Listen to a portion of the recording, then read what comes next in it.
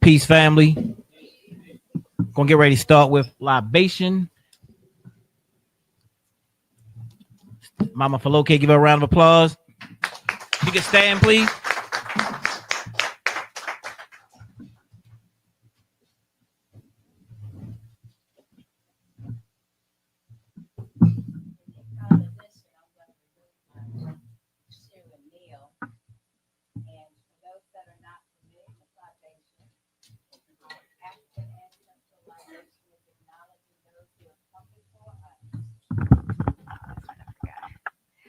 Welcome, everybody.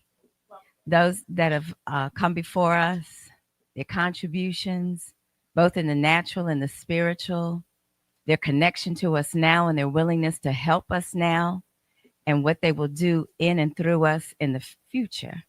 So I'm going to first call on our collective ancestors. And what that means is everybody who has contributed to the race in a productive manner. Let's say, for example, Nkrumah or Sekou Touré or Nelson Mandela. So we'll call on them. We'll call on those that perished in the Middle Passage for their healing and their complete evolution. And then we'll call on our family ancestors. And you may name them one by one as you recall and remember their names. So right now, we thank you right now, most kind and gracious and powerful spirit. And we understand and realize and accept that the unborn, the living, and the dead are all connected.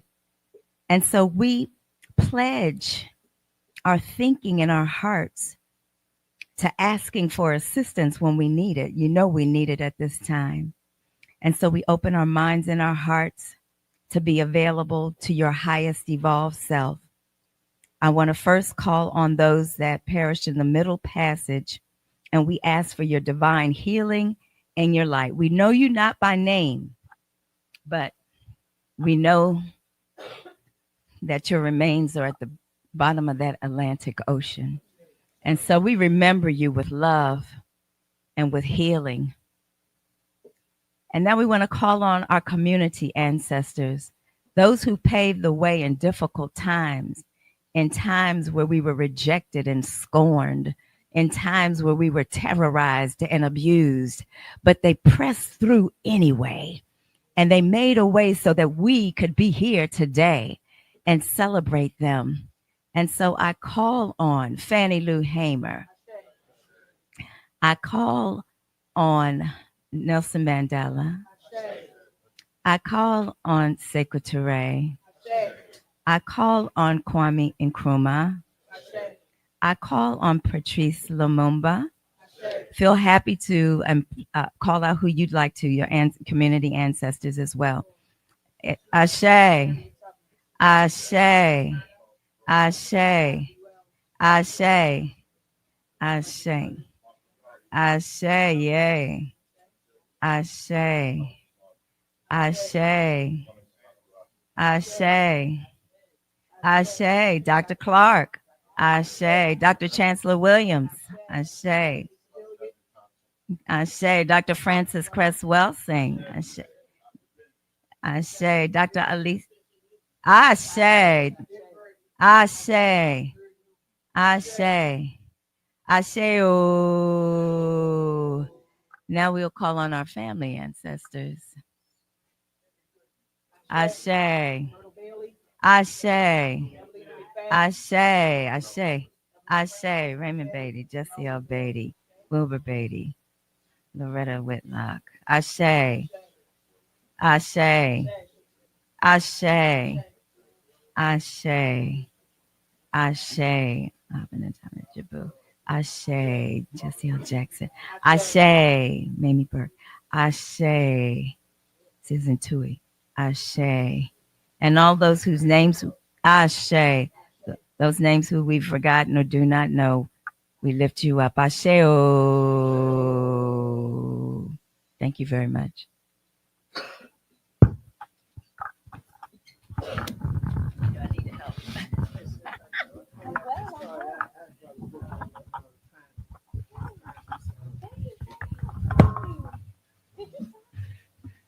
Peace to the family.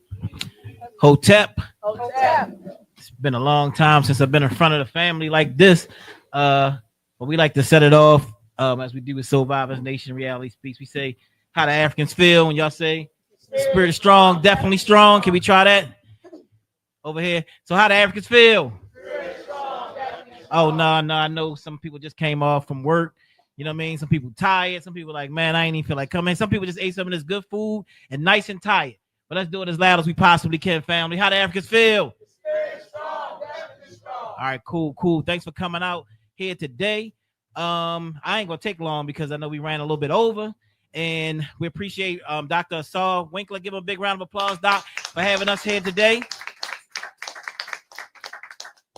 And we decided to do this event with a real Pan-African. Please stand up because, look, it'll be 30 years for myself with Soul Vibers Nation Reality Speaks. This year, October, will be 30 years. We've been bringing speakers to town and trying to enlighten our community and the community. So I said like about a year or so ago that I had retired and I wasn't doing lectures anymore.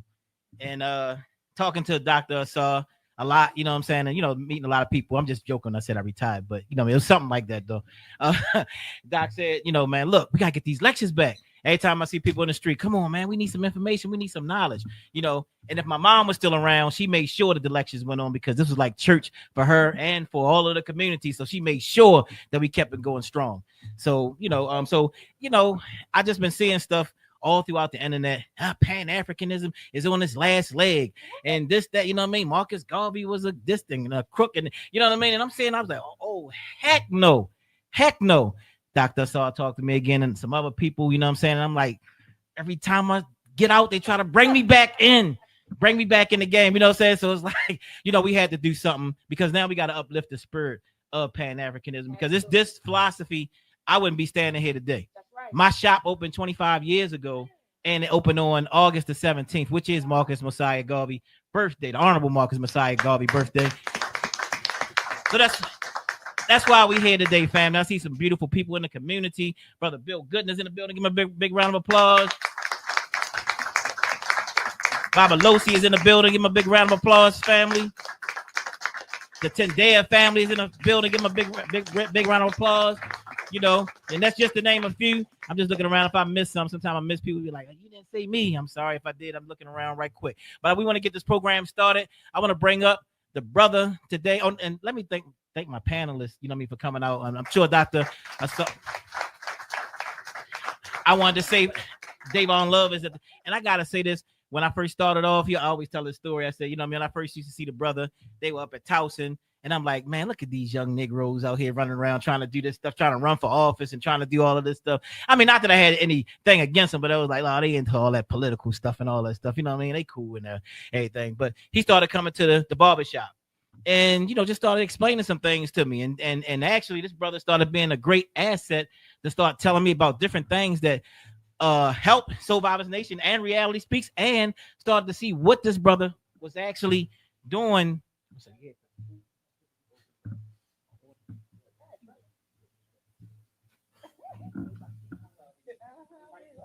Entrepreneurship, family. You know, we got a little restaurant going on here at the same time, you know what I mean? But it's all good. We multitask. But this brother has done some great things in the community and continues to do great things in the community. You know, he's one of the reasons why you know, we've lasted so long, even at Soul Vibers Nation Reality Speaks, you know what I mean, giving us, you know, we recently got something called a bond bill that a lot of people don't even know about from the state of Maryland. And it was like from this brother that I learned about this bond bill that helped out Soul Vibers Nation Reality Speaks and Conscious Heads Barbershop in general. So, you know, I started to learn quickly. This brother, I was saying, look at these young Negroes, like, oh, this brother's serious. Like, this brother's about his business, you know what I mean? So, you know, we appreciate this brother. Dr. Wright, I've seen her on Dr. Mayat show, and she was representing on that. It's the first time I met her here in person.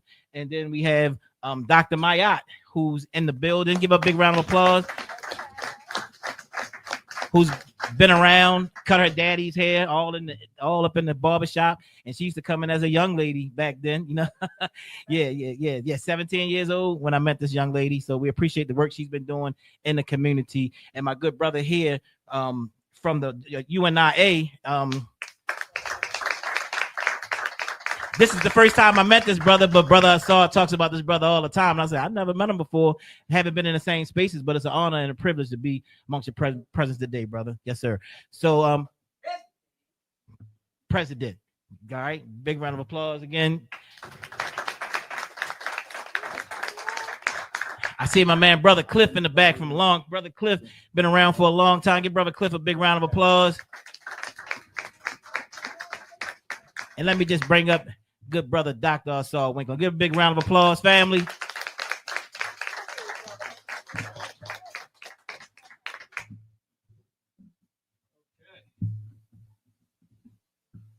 Amani Nine Guvu, meaning peace and power, family. How's everybody doing? All right. I'm multitasking, sweating, all types of things, moving chairs. But it's a beautiful day today, family.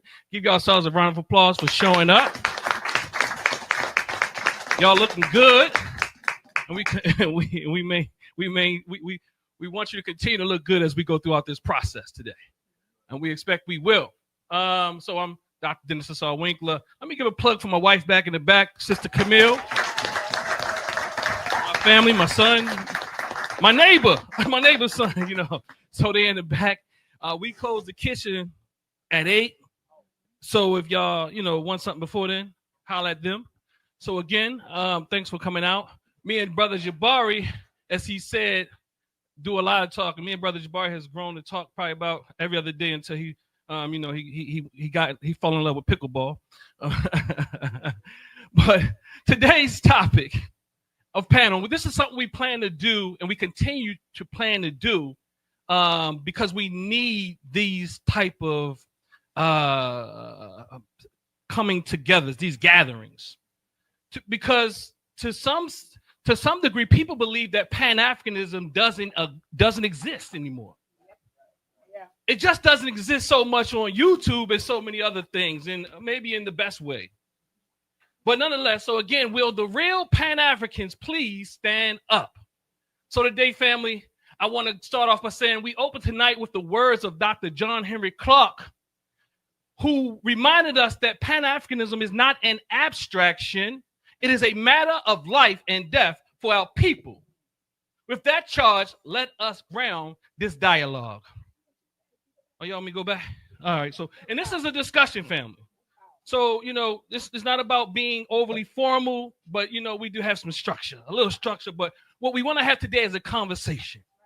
I said that earlier. I talked to Dr. Matt, because one thing me and Brother Jabari decided we wanted to keep the panel kind of small. Because I've been on panels where it's 20 people. Well, I'm exaggerating a little bit, but that's what it felt like. And you only get 2 minutes to talk. And you never get to even talk to the person next to you. So what we want, and what we like to have, is a dialogue between the panelists, and at some point, dialogue with the audience as well. Okay?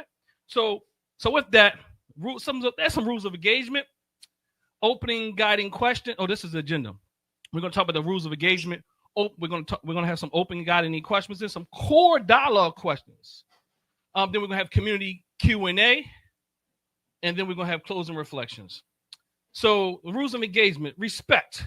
We can disagree sharply, but we honor the Africanity in one another. Clarity: speak plainly, let theory illuminate, not obscure.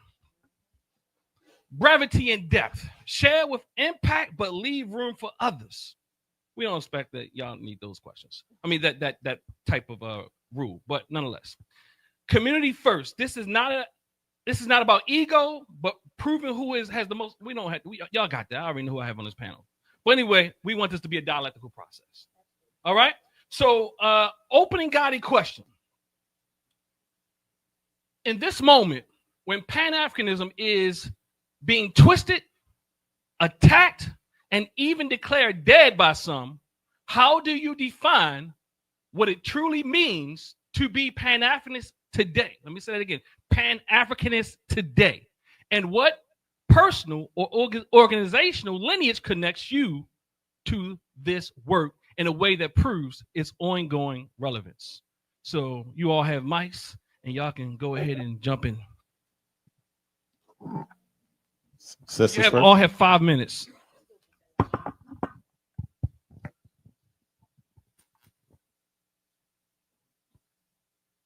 Sisters first. You want me to go first? Oh, that's an excellent question. Peace and blessings again. My name is Brother Everett. I am president of the division of Marcus Garvey's UNIA ACL. I'm also Minister of Information for the entire UNIA globally. One of the things that Marcus Garvey said, because he traveled at an early age, is that he found out that wherever he went, Black people were in the same condition. We were on the bottom. He saw that white people fought each other, Chinese fought each other, but when it came to us, they would unite to keep us down. And he noticed that we didn't know the power that was within us. And so to me, what Pan-African means is, you know, it's not me being Black here, it's me being Black all over. All over the world, we must come together. One of the main things that hurts us sometimes is that we have a condition of being tribal, a condition of being segregated, hating on each other. It starts from Bloods, Crips, that goes to Democrat, Republican. But in the UNIA, we always say one God, one aim, one destiny. You know, so for me, the main important thing to be a Pan-African is to love Black people all over the world. You know, we always take care of our family. In the UNIA, we say my race is my family. I get beat up by my wife a lot about that. You know, when I say my race, she understands now that my immediate family is my responsibility, but my cousins are still my responsibility, and you are still my responsibility. And so I believe the main thing that we have to start teaching is that, yes, I understand there's a lot of people saying I'm foundational Black America. I guess I am. I'm African American. I'm here. But what the white man calls all of us, the N-word. He doesn't hold any punches. To him, we're the N-word. And to him, we're always the same. It doesn't care if you're in Egypt. It doesn't care if, Kemet, it doesn't care if you're in London. It doesn't care if you're in Jamaica. It doesn't care if you're in Ghana. It doesn't care if you're in Baltimore City. So for me, the main aspect of coming together and being a Pan-African is you have to love Black people as a race. We can't be separated anymore. That's how they get us. That's how they beat us down. They destroy our leaders and they take from us. So I think the main thing to let people know that we're still here. Pan-African still here. It exists. It exists in the UNIA and exists in a lot of other organizations in Baltimore City. I often say, if you don't want to join the UNIA, great. You can still come to our study groups, what have you. But there's PLM. There's other groups you can join that say race first.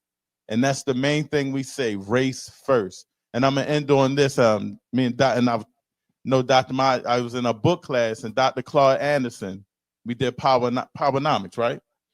Yes, yeah, we did. And one of the things Dr. Claude Anderson says is race is like a race on the track meet. I say this all the time. He said, if Black people on the track meet, we'll be last. It's a race for economic power, resources, education, money, land, farms, and we have to understand that we must come together, support each other, and that to me is the main heart of Pan-Africanism. Thank you. Ashe. To me, Dr. Asar, testing. All right, there we go. Being a Pan-Africanist is understanding that we are Africans first. Above all things, we are Africans first. It seems like in 2025, and they kind of beefed it up because it's always been there, that there is a concerted effort to make us forget that we are African people. Yeah. Our ancestors were clear. If you go back and you study the history of us in the 1600s, 1700s, 1800s, post-emancipation, post-1863, 1865, we were naming communities after Africa, churches, Africa, newspapers after Africa, right? And so now we're identifying with everything other than being African.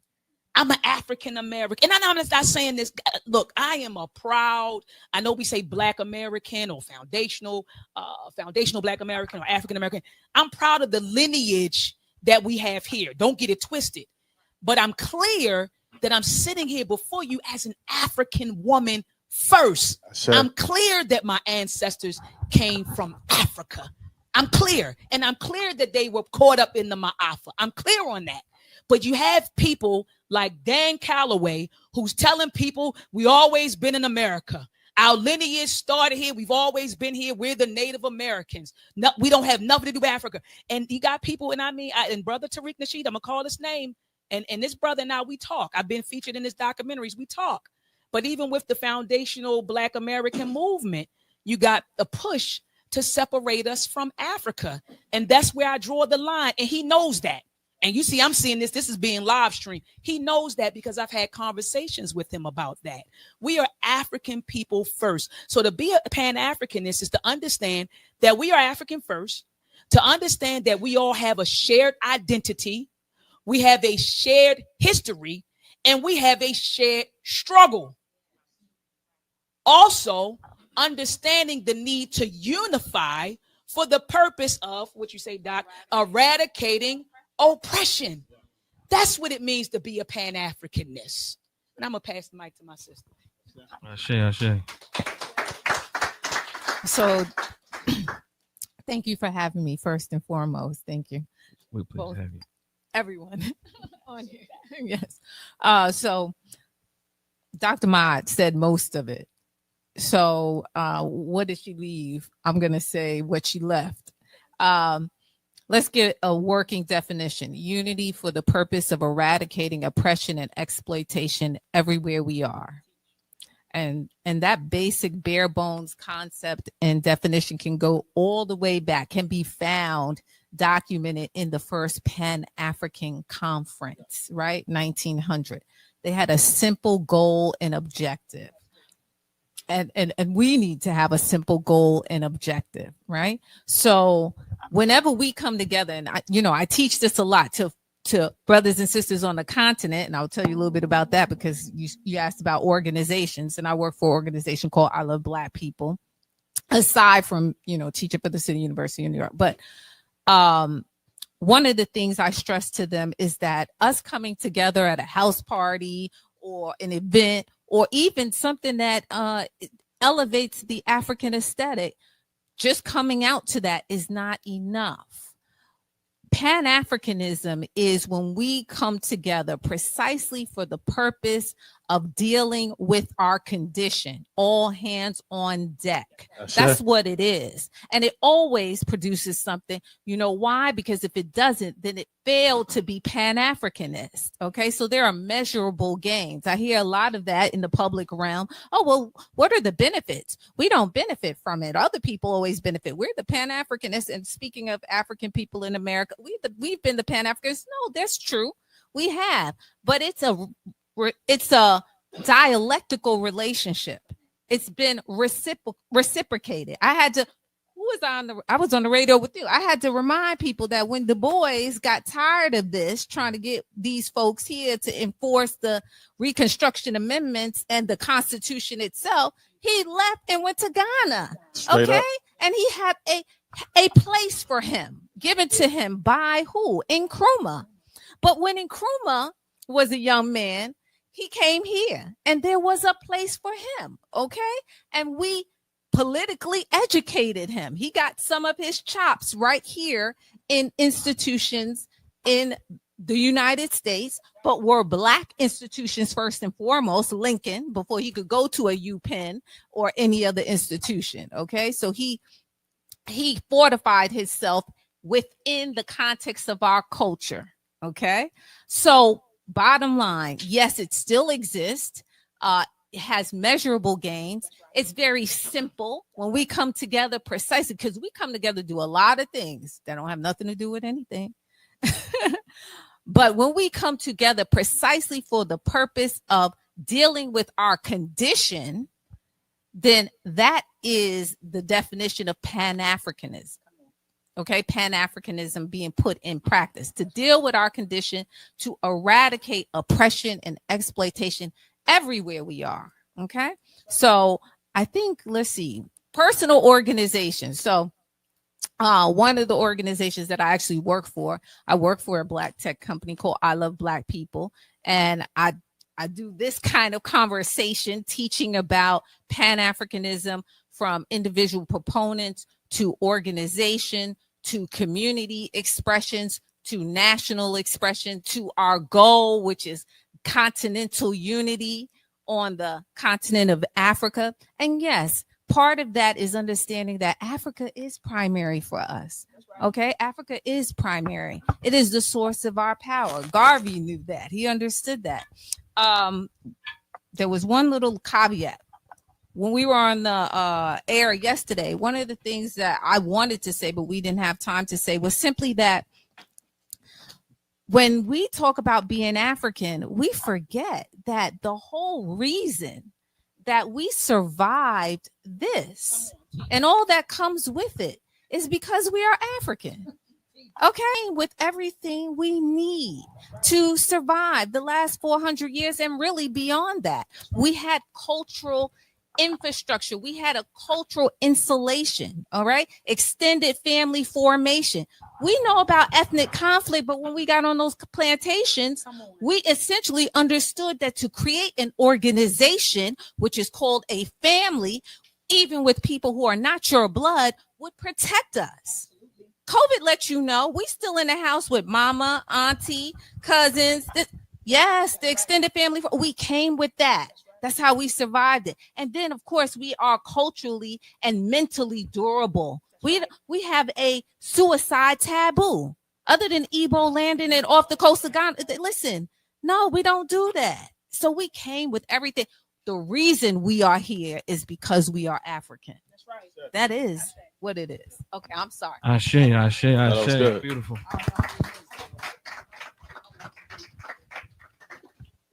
So peace, family. Blessings. Thank you for the invitation. Grateful to be on this panel. I'm going to focus. My area of work is in the policy and political arena. And when I think about the importance of applying the notion of Pan-Africanism, my organization, Leaders of a Beautiful Struggle, our focus is on political advocacy, specifically on behalf of Black people. And there are very few independent Black political formations that exist in our society. When we think about what does Pan-Africanism mean in the context of our political struggle, we got to understand what politics is. Politics is warfare without the bloodshed. Warfare is politics that's spilled out of the back room. So we have to understand that politics is about contesting for power and resources for our community. I think too often politics is understood and taught to us in the American mainstream as we got to be incorporated right into the American institutions in order to engage and advance our interests in the political landscape. But we have to understand it in many ways as our enemies understand it, as a site for contestation of power. And so what that means in the context of Pan-Africanism, and we understand the station that we are collectively in as a people, it is, if we're to be an independent people, we have to have control over the life-preserving institutions that are necessary for us to have a good quality of life. Transportation, food distribution, waste disposal, technology, education, military. These are all fields of human endeavor that if we are to be a free people, we have to control those life-preserving institutions. The challenge that we face is that as a people, we are reliant on white folks and people outside of our community for those services that we need as a community to survive. So if we take our freedom seriously, then what is primary is advocating for us to get the resources and investment we need so that we can practice that freedom and self-determination. And I think one of the unfortunate things about the moment that we're in is that, unfortunately, I think for many people, the plantation is inevitable, I think, in the consciousness of our people. That there's a way that we proceed in the world in a way that assumes white domination is the norm, right? And unfortunately, not enough of our people think that we can beat white folks in this game of political warfare. So a part of it is we need to organize ourselves, understanding that we are engaged in political warfare. We are contesting for resources for our community, and we have to do so in a way that it facilitates our freedom and self-determination. What our enemies do is they have international networks, right? Those international networks are important for them in the local places that they are in. So take something as simple as like food distribution. We don't control the things that we eat, right? There are people outside of our community that control the things that we eat. So if we're serious about being self-sufficient, then we're not going to be able to solve that problem just with looking at what we have here, right? It's going to require us to do business with folks across the globe, our people, right, across the globe, and set up enterprises and set up political formations that can represent us internationally, right? That's a part of what we're seeing when you look at, for instance, Zionism, right? And you look at the way in which Zionists have organized a system globally, right? They have a global system of enterprise, of military, of political organization, such that anywhere that they exist in the world, right, they have that blanket of protection, right? I'll end on this. One of the stories that I often tell, there's a movie that I watch once a year, If Beale Street Could Talk. And it's a movie that for me is hard to watch sometimes, you know, given where it goes. And the thought that I have every time I watch it is that it's a shame that we don't have that there is not an independent African nation with nuclear capability. And that comes from reading Cheikh Anta Diop's the Black Africa, the basis of a cultural and federated state, where he talks about the fact that during the Cold War, there was an intentional effort to make sure that South Africa, which had nuclear capabilities, was controlled by white folks and the apartheid system, and that they killed Patrice Lumumba because much of the raw material to produce nuclear weaponry was in the Congo. So there was a geopolitical perspective and activity to ensure that we didn't have the ability to threaten the kind of force that other folks are able to threaten. So when I think about If Beale Street Can Talk, one of the things I think about is, what would it be like if the Congo had nuclear capability such that they could say to the United States, you're going to let our brothers go or we're going to go to war, right? That's not a capability that we have as a people, but that's what we need to be aspiring to. And so that's the importance of Pan-Africanism, to give us the clarity of understanding the importance of wielding power as a people, just as other people that wield power have it, so that we're not operating based off of the benevolence of people outside of our community. I want to come back for those who weren't clear, because I know that everybody here has a personal organizational lineage.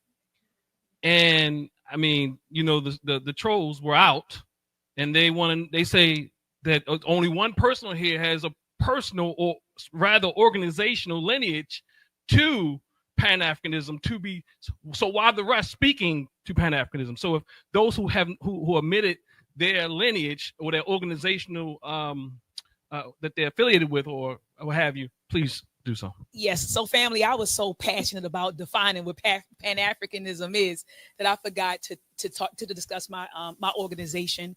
So I co-founded an institute called Conscious Ingenuity Institute. And so we have 4 programs that we offer. One is called Conscious Ingenuity, where we utilize science, technology, engineering, art, agriculture, and mathematics to build character, confidence, and capabilities. And that is an African-centered organization. In fact, we were just with the Tendea family and the Pan-African Liberation Movement. We were down there at the Urban Reads bookstore for a rally. And most of the members of my organizations are undergraduate students from Morgan State University, whom I've been grooming for the past 2 to 3 years. In fact, I'm getting ready to take them to Ghana from December the 9th through December the 20th. So I'm taking them through a whole process of re-Africanization. So Conscious Ingenuity is actually an African-centered STEM teaching organization. Ashe? And then also we have a program called the UACI STEM Camp, and that was co-founded with, it's in partnership with the Hoover Academy, Baba Amin Ojuwoke, and Mama Nkoyo. And we came together because I said, look, Conscious Ingenuity, it's really a Baltimore thing, right? We're in different schools in Baltimore City. In fact, we're in 11 schools in Baltimore City. But my goal was to reach Black children no matter where they were in the world. And so the UACI STEM Camp is it's a virtual STEM camp, an African-centered virtual STEM camp where we're teaching children cybersecurity, artificial intelligence, coding. And so they learn these concepts over the summer. Because like you said, you know, we're talking about power. Well, in 2025, it ain't no Black power without STEAM power, Ashe. And so that's the UACI STEM camp. And then I also have the ASAFO and the Goji training camps. The ASAFO training camp focuses on manhood development in young boys between the ages of 12 and 14. The Goji is the sister camp that focuses on the development of womanhood in young girls between the ages of 12 to 14. And those two camps are offered in partnership with PLM. And so I wanted to share that with you all. Thank you. Thank you. Thank you. Plug Meltrek. Just in terms of my own genealogy, so I did policy debate in high school and in college. I came into it during an intellectual and academic innovation in the activity of policy debate that actually started out of the Pan-African Studies Department at University of Louisville, where they challenged the norms and procedures of traditional debate within the context of competitive policy debate. So they recruited Black debaters in an overwhelmingly white activity, challenging the research approaches and the pedagogical approaches as white supremacists. That culminated in the team of Liz Jones and Tanya Green, two Black women that got to quarterfinals of the national championship tournaments on the college level. The person that trained us, so Eddie Warner, who was the person that established it, and a person who trained me named Daryl Birch, who was a student of Jan Carew. Jan Carew, traveled with Malcolm X when he was in London. And so Daryl Birch actually moved from Louisville to Baltimore to train myself and my college debate partner. Him and I actually won the national championship in college debate in 2008. And our argument centered around the Black aesthetic, right? So using Larry Neal and Amiri Baraka, Gail Addison, and Sonia Sanchez was a core part of the intellectual work they would use to win nationals and intellectually beat white folks in their own game. And so just in terms of the genealogy in terms of Pan-Africanism, that's essentially what incubated me intellectually. I see. All right. That's just getting started, family. So on the confusion of misrepresentation and decline narratives, some say Pan-Africanism is dead. Others point to the actions of the prominent self-proclaimed representatives as proof of its decline. What do you see as the biggest distortions of Pan-Africanism today, and what examples, past or present, show that Pan-Africanism is not just theory, but effective practice? I'm up. Well, I always look at the UNIA, that's my organization. So when people say Pan-African is dead, and we're speaking about certain leaders, I always have to question that because of the work that we're doing. When we talk about economics, let's start with the farms that we have, a farm in Liberia, Jamaica, Curacao, about to put a farm in Ghana, to the grocery store that we have in New York, trying to bring a Black-owned grocery store to Baltimore. Hopefully we can get that done this year. To the restaurants, and then putting a restaurant and a grocery store in Ghana. So when they say Pan-African is dead, I question that off of the economic value of the work that we're doing. And I see other people doing that as well, not just us. So sometimes we look at these people that are in the forefront, that we claim that are leaders in the Pan-African struggle, but they're not really leaders, so to speak. I always look at the people that are on the ground doing the work. Dr. Mott mentioned a lot of things that they were doing. It's very important that we understand the goal, Africa for the Africans, those at home and those abroad. And so whenever we build, we have to build collectively and take every aspect of what we're doing and place it in Africa. And so I see a lot of the work we're doing from the school that we have in Liberia now. I'm actually sponsoring 2 kids, so that hurts the pocket, but it's a duty that we have to do. And I see a lot of other members in the UNIA with that same goal. One of the things that Marcus Garvey said when it comes to my organization is that if you have African descent, you're all members. It's just a matter if you pay your dues or not. So he automatically knew that what he's doing and the work that we're doing is not just for our organization, it's for our people. And the Pan-African part is very critical because a lot of, like the panel said, it all has to go back to Africa. It all goes back to our lineage and where we're from. Marcus Garvey knew that. And so what we have to understand is that we got to stop letting certain propaganda get us sidetracked. One of the lessons in the UNIA is called propaganda, creating our own propaganda. That's what made Marcus Garvey so powerful. He had the Garvey Voice, the Negro World, our magazine now is the Garvey Voice. are propaganda. So we have to start looking at things like that to change the narrative about how we think about each other, how we go about doing the things that we need to do as far as business for our community, etc. Once we come to the realization that we're one, there's nobody that can stop us. But we have to really change the lifestyle to make that happen. And it is a lifestyle change. You have to change your mentality and thinking. It starts with our education system. You know, we learn about maybe Benjamin Banneker. We don't learn about the ancestors in Africa. But when you go to a Jewish school, you know what they learn about their ancestors. They become men at 14 with the bar mitzvahs. They study their culture. But in our school system, we don't study our culture. And so we have to change that narrative first. Once we change that narrative, we'll be okay. But it starts with the propaganda that they're putting at us. Pan-African is strong. I was at the Garvey Festival this year. It was beautiful. The African Liberation Day, beautiful. Black people loving each other all over. So I know it's not dead, and I see it all over. I see it in Atlanta, African Liberation Day.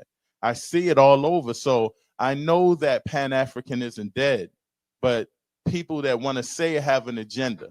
And we have to look at that and say, what's their agenda and who's behind that agenda? I don't really like to talk about who we want to say is in the forefront of who the leaders are. I look at the leaders that are doing the work today. I see. He don't want to say it. I'm gonna talk about it. So, Dr. Umar Johnson, right? So you say, what do you see as the biggest distortions of Pan-Africanism today? I would vehemently say Dr. Umar Johnson. He promoted himself as the Prince of Pan-Africanism, and literally there were young people when I started making statements about Dr. Umar Johnson. I said he's not a Pan-Africanist. I said if you truly understood Pan-Africanism, you wouldn't even categorize him as a Pan-Africanist. And they said, Dr. Ma'at, you crazy. They said to me, and I quote, Dr. Umar Johnson is the living embodiment of Pan-Africanism. That's what young people have been convinced because of what? Propaganda. He was a hell of a promoter. He was the Prince of Pan-Africanism. And I will say this, because I did hear at one point he was a part of the UNIA. I did hear that he was a member of that organization. And so he was able to parrot a lot of Pan-African talking points, which people, oh, he must be a Pan-Africanist, peace and power, my Africans. If you in the Jamaica, my Africans in the Caribbean, my Africans. He did all of that, right? He repped the red, black, and green. He did all of that stuff. And so people started thinking, man, maybe he is a Pan-African. But when you think about it, he was a Pan-African. He had Pan-African talking points. Where was the practice? Sure. And how can you be a Pan-African if you don't operate with an African consciousness? A part of operating with African consciousness is your character. So you're walking around being this, it's your character. So how can you say, I'm a Pan-African and you out here, you're on the internet, you're dogging black women out, black women are coming forward from different cities saying you're trying to sleep with them and you're harassing them, and then people saying you stole their money. How is that? That's not Pan-African, right? That's the opposite of Pan-African, because you said the definition of Pan-African is what? Unity for the purpose of eradicating oppression and exploitation. So how can you be exploiting people and call yourself a Pan-African? It makes no sense. So he's one of the distortions. Tariq Nasheed, I don't want to feel like I'm banging on this brother. I don't. But I think I sent it to you, Dr. Asar. Remember when Umar Johnson's, I'm gonna call it a school project because it was never a school. It was abandoned buildings. Okay. It was never a school that opened, that had students and staff. It's literally abandoned buildings sitting in Delaware. Okay. So let's stop calling it a school, because it wasn't a school. It was a school project. Okay. Even if you want to call it that, I would call it a school scam. Yeah, maybe it's a property. But then when it failed, I do know that brother Tariq Nasheed, he went live and he was like, see, y'all, see, I told y'all Pan-Africanism is a scam. Look at what happened with Dr. Umar Johnson. And that's what he said, and so he's been very vocal in that, pushing this whole idea that Pan-Africanism is dead. And they're pushing a lot of misinformation. A lot of people are claiming, like FBA online, they're pushing a lot of misinformation about Pan-Africanism. They're saying things like, if you're a Pan-Africanist, then why don't you go back to Africa, Dr. Ma'at? I can be a Pan-African no matter where you are in the world.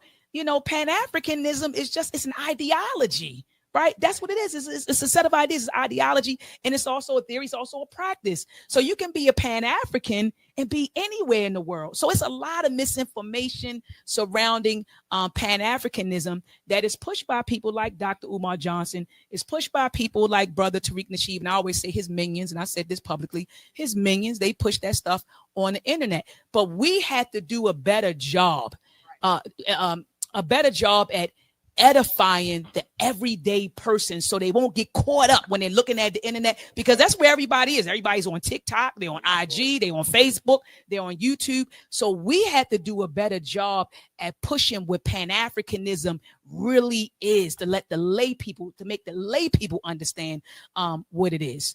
All right, I think that's all. So Doc, you got me in trouble. Oh, I did? Dr. Wright and Dr. Maya. I got you. Because we won that. I was on that clip when Dr. Wright was defining Pan-Africanism, and and then she kind of said, and this doesn't really add up with Umar's behavior. Right. I was just there as an innocent bystander. and then another Pan-African group in Baltimore, brother, came and said, y'all just jealous. And the last time he checked,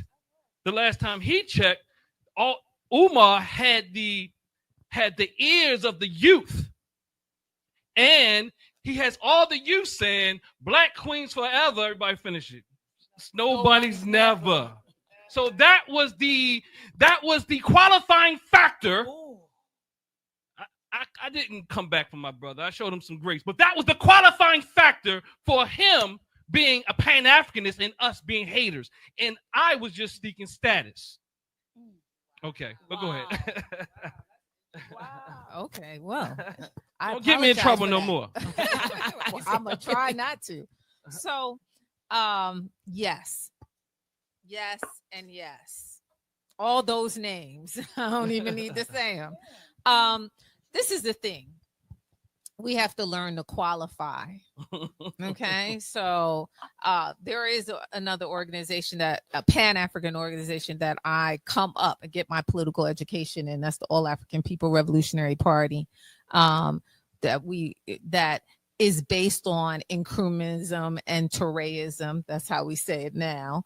But the idea that Umar Johnson would be someone who is a modern day proponent of Pan-Africanism, we can easily qualify that. Okay. And Pan-Africanism is what Dr. Mott said, an ideology. An ideology is both theory and practice, right? And so the practice works out whether or not there are contradictions. Okay. So if there are contradictions, you will understand that when you look at it in practice. Let's qualify the practice, right? So if there's no practice to couple with the theory, then it is not your ideology. It is not something you truly believe in, right? Anything you truly believe in, you follow through on. Right. And so, that's all I can say for that. It hurts me presently to hear all the things that Dr. Umar and even Tariq Nasheed say about Pan-Africanism, okay? Because it just undermines it. And we have such a long history and tradition of it in our community and globally. You understand? Brothers and sisters on the continent, they're right on point with us. Trust me, they are. And I mentioned I love Black people. I teach a Pan-African history and ideological training course every Saturday morning without fail, rain, shine, hail, or high water. I teach that class, and I teach it virtually, but I'm teaching to brothers and sisters on the continent, young people. They part of that 1.5 billion, 1.5 billion on the continent who are under 30. And so 2022 is the last time I counted. We had 22,000 young African people who came through this ideological training course, Pan-African history and ideological training course. And I love Black people.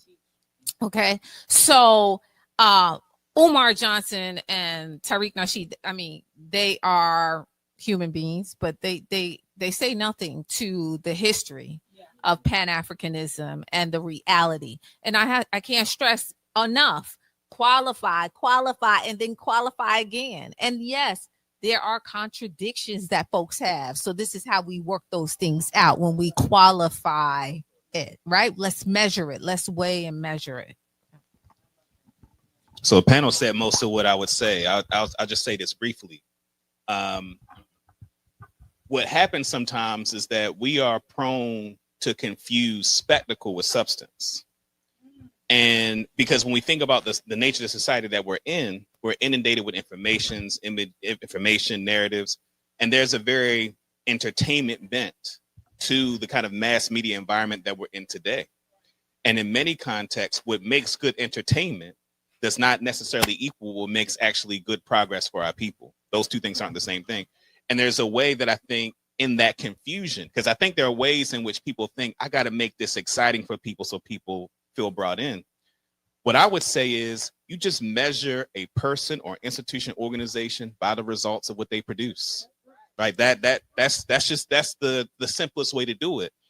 And when you do it that way, then you look at Umar Johnson and it's simple, right? What is the product, right? Now, again, having conversations, because he's a smart brother, right? He knows stuff, right? So if you're talking about having conversations to enlighten people, that's cool. But when we're talking about like what it means to be a Pan-Africanist, part of the question is materially, what are you delivering to Black people, right? In real material terms, like what is it that you're delivering to our community on a consistent basis where someone can walk and say, okay, I see this thing in my community that I know was the result of the work of. So I think for me, that makes the conversation a lot simpler. I think part of what has happened in this mass media environment, and I think a part of the negative impact of Umar Johnson and folks like him, is that it makes people drawn to that as the thing they prioritize about what it means to do the work.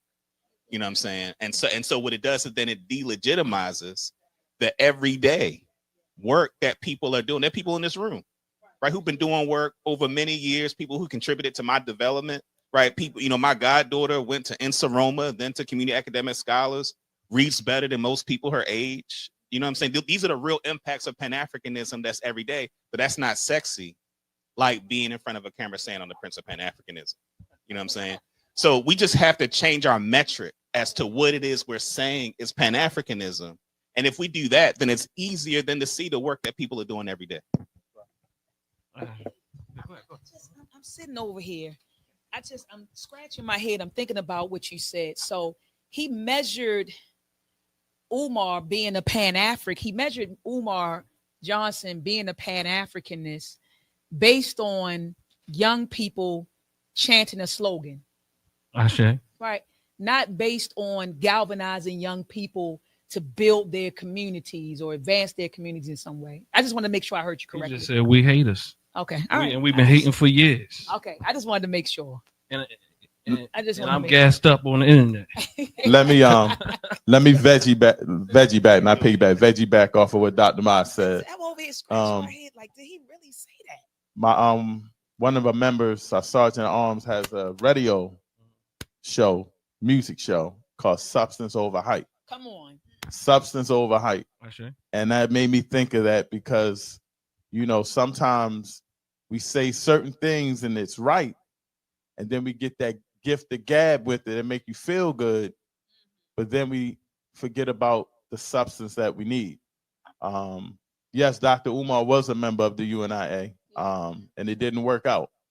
That's all I can say.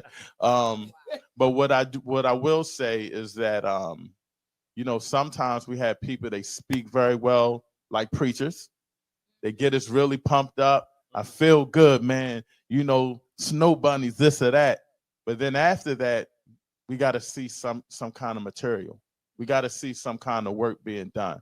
I hope by the grace of the Creator that this man opens this school, but it doesn't look like that's going to happen. I want the brother to succeed, but you know, it doesn't look like that's going to happen. I don't want to see what he was doing was a great concept. You know what I'm saying? But when it comes to, and from the UNIA especially, dealing with the businesses that we had, a lot of people talk about the boats and Marcus Garvey. You know, and I'm a business owner. I can only tell you how many times I went to people for some money and the business didn't work out. But talk about the businesses that I did have succeed. Right. So, you know, we have to be very mindful when we go into the community as leaders to make sure we have substance and to make sure we have value when we're taking that money. And that's something that's very important that I just wanted to make sure that I said. And real quick on that hater point, because I do think that that's something that some might say or think. See, like the work that I do, because of the power of my work comes from the strong base in the community. So I'm positioned in a way where you can drag me on the internet, it won't impact nothing I'm doing. You know what I mean? Right. And I think that's the way that we have to see it. It's like, it's not hating, right? I want, like as the brother said, as brother Everett said, I want the brother to be successful. Right. But we also have to be able to make important distinctions as to what is actually moving the work forward and what is not. Right. And understand that I don't need what Umar has, right? We've been able to do work here without any of that. Right, absolutely. Yeah. My struggle, and I'm going to switch up, is that I think in our community that we have not learned yet to understand the difference between frauds and flaws. Come on, facts. Mm-hmm.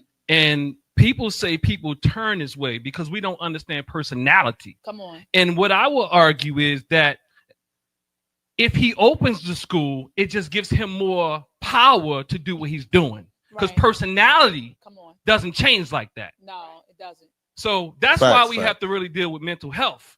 And I do have empathy for my brother, but I know the more power he gets, the more he will hurt, harm people. And that's not, and I'm not going to stick quiet. I'm not going to make it a living out of it. And to say I made a living out of it, you ignoring all the work that I've done. So let's go to the next one, y'all. Absolutely. So from Garvey to Nkrumah, today's FBA ADOS debates, how do we hold fast to our lineage while still building solidarity across the diaspora? Are the philosophies too divergent, or can we find common ground for unification? Oh, that's a good question. Well, when I first found out about FBA, it was actually through the ADOS movement. Tariq Nasheed was actually started beefing. What's the sister, Yvette Cornell? Yvette Cornell, yeah. And so Antonio Tone or something, right? Antonio, yeah. Right. So what he actually said was, you know what, forget ADOS. I'm a form my thing. And then he was like FBA. And so I thought it was about reparations. And what they were talking about was, you know, we want to make sure that people over here get our reparations. And we don't want other people from other places to get it and hurt the numbers or what have you. And so that's why I first heard about it. And so now when I hear about it, it seems like it's a whole bunch of separation and things of that nature. Again, my race is my family. So if I get reparations, if the brother from Jamaica gets it, I'm not really worried about it. I just want mine. And to the lineage thing about solidarity, I'm sorry about that. I think that anything that causes division hurts the overall consciousness, hurts the overall goal of our people. We can say wherever we're from and we can rock our lineage or what have you, but when it becomes separation and hatred, that's when I have a problem. I start hearing people say, you know, man, they don't like us over in Africa anyway. It's like, wow. I mean, I see a bunch of Africans over here, Brother Everett, you want something to eat, you got to come to Africa. I'm going to take care of you. I got you all set up. So I'm not seeing the hatred and things of that nature. And so I'm trying to figure out where that came from and why do they keep pushing that agenda? It seems like it's an agenda to just keep pushing the separation of our people.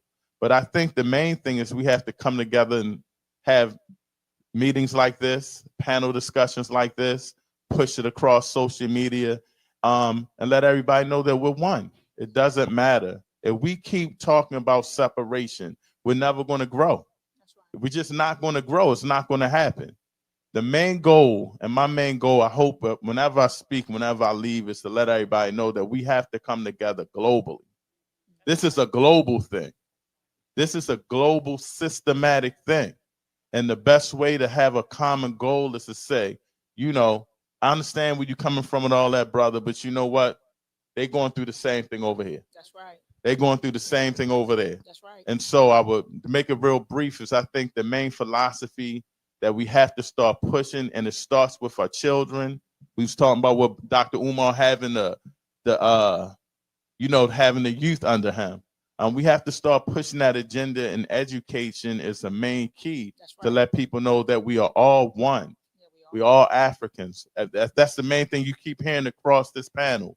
We are all one. We are all Africans. We cannot be separated. This is a serious time right now. A serious time in this country, a serious time in Africa, a serious time all over. Look at Baltimore City now, what we're going through and what they're trying to put us through in our education system, in the streets, Penn North, people ODing and things of that nature.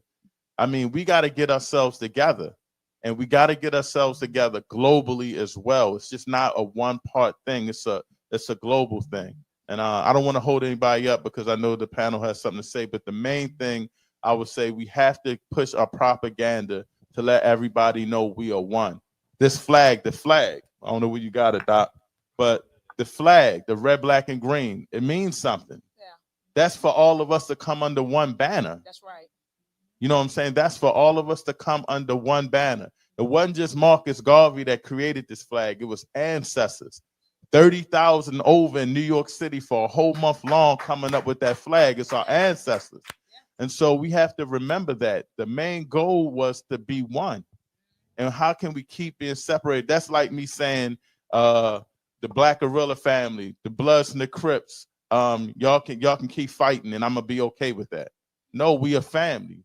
And so I'll rest on that. I appreciate you. We gotta have that flag. Wear your colors, let them know who you are. Ashe. I want to say this. I do see some elders in the building. I don't think we define what ADOS is for some people who may not be familiar with it. So ADOS is American Descendant of Slaves. And I know that there's some folks, maybe everybody knows what it means, but I'm an educator, so I like to define acronyms before I use them. But it's American Descendants of Slaves, and FBA is Foundational Black Americans. So I do want to add, what I want to add to this is I'm clear that we've been over here for 400 plus years, right? So we have become an ethnicity. I'm clear on that. But I also understand that we've become an ethnicity no different than over in Africa on the continent. You got Bamaliki, you got Ashanti, you got Zulu. They have a lot of ethnicities, right? But in the words of Professor James Small, he says we are an ethnicity under the umbrella of African ethnicities. And I think that that's where these, FBA and ADOS missed the mark. They want to cut us off from Africa, so FBA, Foundational Black American. Africa is nowhere in the acronym, right? It's Foundational Black American. Even ADOS is American Descendant of Slavery. So they've literally severed us from our African roots. And that is the issue that I have with them. Now, if they were pushing it and saying, okay, we all are African, but our ethnicity is this, and even kept Africa somewhere in our title, I would probably be fine with that, because I do understand that we have become an ethnicity over here with the culture, with the history, with the language that we speak, with our own ideology, our own music genres that we've created over here, in America. So I'm clear on that. But I don't agree with the severing ties from Africa.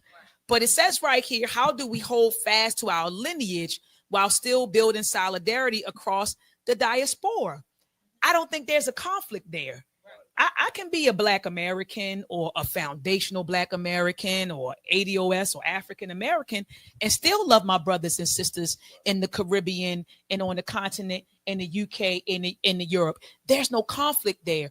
And see, when they talk about or when they discuss Pan-Africanism on the internet, it's almost like they want you to choose.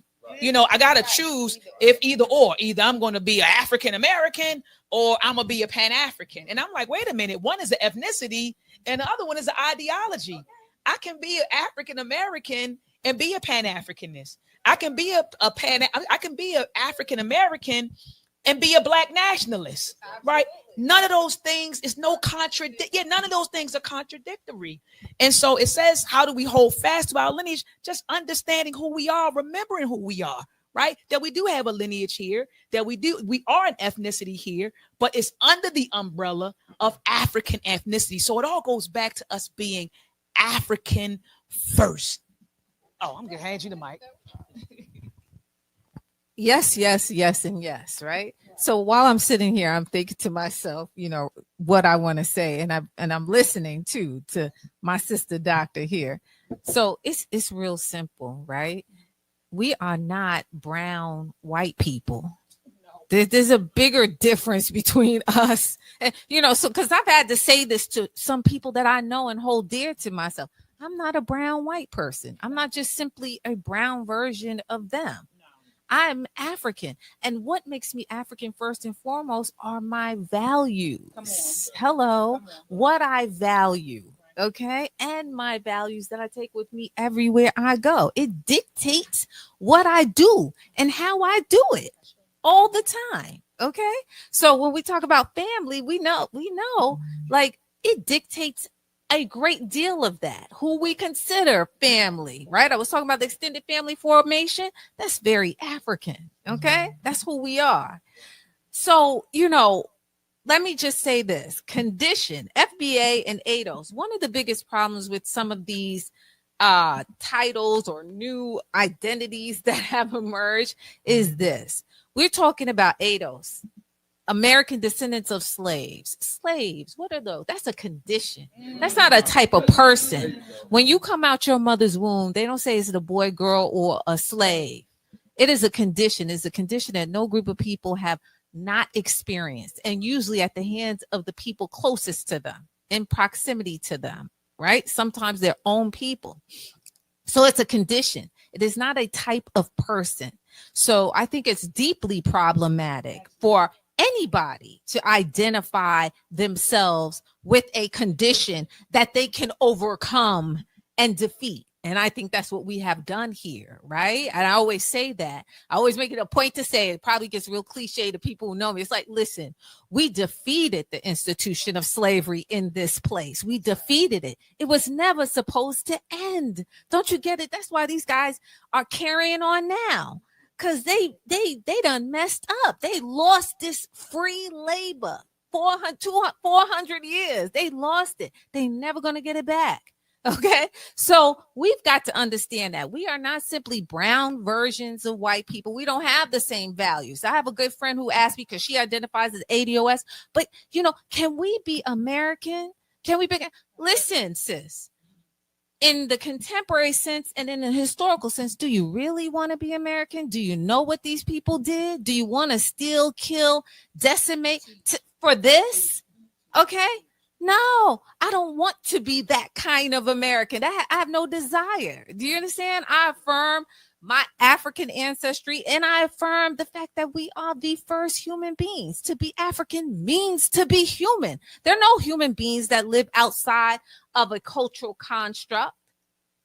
The first humans on this earth were in Africa. Therefore, to be human means to be African first and foremost. So when we talk about human history and all of that, 200 to 300,000 years, that's us. That's us. Nobody but us. So I don't understand the identification with a condition. Okay. I don't understand people functioning or thinking they can function without core values that dictate what they do. Okay. So I don't have to explain my physiological appearance or anything like that. I'm African in values and principles all day, every day. Okay. And that's right. And it dictates how I live my life in this place. Okay. So last, but so our philosophies too divergent? Let me say this. There's a lot of stuff out there. I teach students here physically who are, some are at Medgar Evers College, right? So I taught there several years and then I left, and then on the side, I'm there again.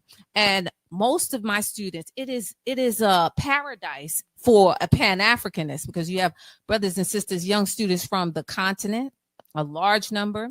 You have brothers and sisters from the Caribbean. You have brothers and sisters from the United States. But what I say is we got Africans from the Caribbean. We got Africans from Central and South America. We got Africans from the continent. We have Africans here in the United States. However, unfortunately, the propaganda is strong. My students thought they were telling me something one day. I teach African history, world history. They thought they were telling me something one day, like they're going to take me aside and put me on. Now I'm from New York. Let me just so you understand, I'm from New York. So we used to everybody, you understand? And I understand the mentality. They said, Professor, well, do you know like that like white people, we were told white people sort of like they prefer us? And this is a young sister from the Caribbean. And I said, yeah, okay, that's interesting. You think they prefer you? And let me give you the other part of the conversation. And when they're with an African person from America, they say, oh, well, the only thing black people and white people got in common is that they both hate immigrants. I said, so how much do you really think they prefer you? But regardless, you are here in our communities. You didn't integrate nothing. You're here under our cover, okay? And you know it, because when things go down, you come to us, okay? No matter what you think you look like or what you think we look like, you come to us. So the reality, that's nonsense. Don't buy into the propaganda. That wasn't the first time. Trump has consistently tried to pit groups against each other, right? Oh, immigrants are taking black people's jobs. This black job thing wasn't a new thing this time around. He started that last time. Whole thing on CNN, black jobs are being taken by the immigrants, this, that, and other. And I let them see that. Do you really think they prefer you? They are pitting you against us right now, okay? And the reality is that they don't prefer any of us. They don't know any distinction between us when they see us, okay? They do not, and they could care less. So the reality is this: we have to understand that when we are in the same spaces together, we got to move together, period. We have to move together because, and yes, we need to explain that to our brothers and sisters from other places, because I never go any place in this world and not respect my brothers and sisters who are there before me. Doesn't even occur to me. I pay homage to them, period. It's no problem. I had a sister, I lived in Senegal. I had a sister from here who said to me, well, you don't think, I said, I'm African. She said, well, you don't think you're African like the folks here in Senegal? I said, I'm an African. I'm a specific kind of African. I have ethnicity. I'm a specific kind of African. Like there's other African ethnicities right here. And so she went on to say, well, I'm Native American and I'm European and I'm African. I got some African in me too. She looked like she could be straight from Senegal. There was no difference. And I said, well, listen, this is that. She said, but they don't think you're African. I said, let me tell you something. If one or no person in Senegal thinks I'm an African, does not change the fact that I'm an African person. I'm an African person when I'm in Brooklyn, and I'm an African person right now here on the continent. That has nothing to, them accepting it or not has nothing to do with the factual reality that I am an African person. And the most important thing that is African about me that survived was my righteous African mind. I'm back, but I have not lost my mind. Do you understand what I'm saying? I'm back on the continent. That was not supposed to happen. We weren't supposed to come back and understand who we are. They were supposed to erase us in that way. And so whatever you think about our physical appearance, how we look, we don't look, how much African lineage or whatever genealogy we have or don't have, we have survived. Our righteous African minds, for some of us, has survived. And that's what we're doing here. We're waging a war over the minds of our people. We have freed the body. We won. We should all clap. We won the war over our bodies. Now we're waging struggle over our people's minds. That's what this is. Sure.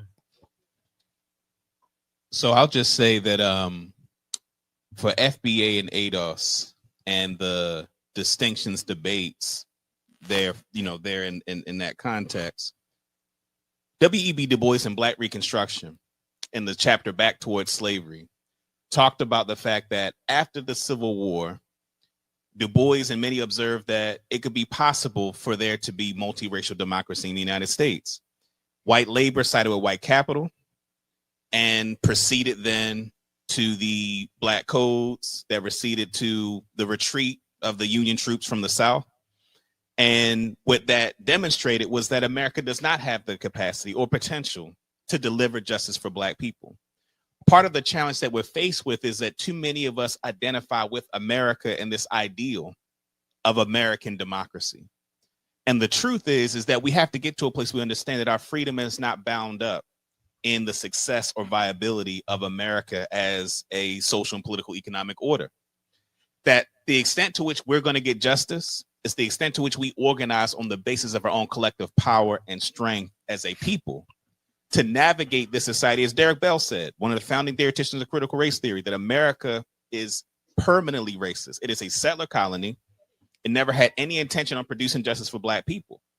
But unfortunately, our people identify with America. And in some ways, that identification comes with, there's some comfort, right? That many of us that try to integrate into mainstream American culture, you get benefits, you get some trinkets, right? If you are submit to the authority, the notion, the concept of America. And so I think when we diverge with FBA and ADOS, and for me, why it's so important, the distinction is that I'm clear that our freedom is now bound up in what we call the settler colony United States. And we're dealing with the people for whom they identify with America so much. Now, that is a mythology that I would say the majority of our people are faced with.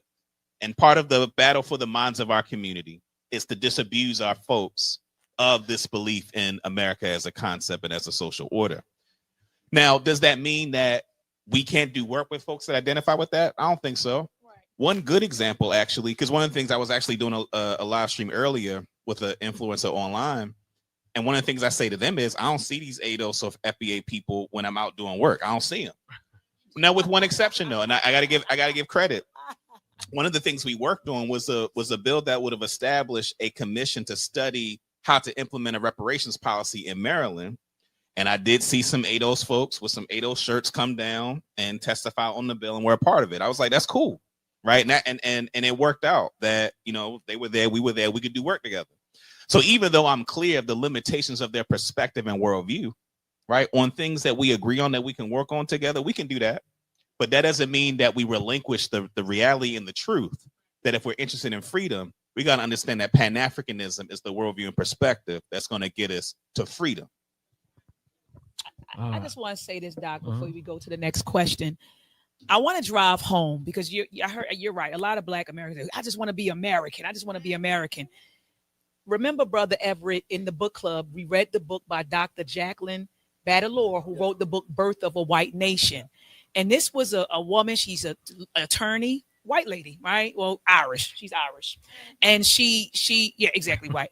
But she wrote this book called Birth of a White Nation. And in the book, she argued that to be American means to be white. So when you hear Black folks say stuff like, I'm just American. No, if you really understood the history here, you would understand to be American simply means to be white, and you will never be viewed and treated as being white.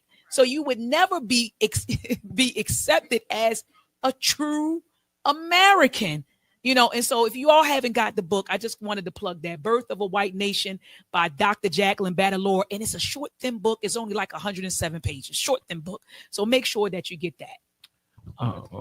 Blessings. So I have a follow-up question just before we go to our final question. And the follow-up question is, I hear a lot from these different segments, FBA, ADOS.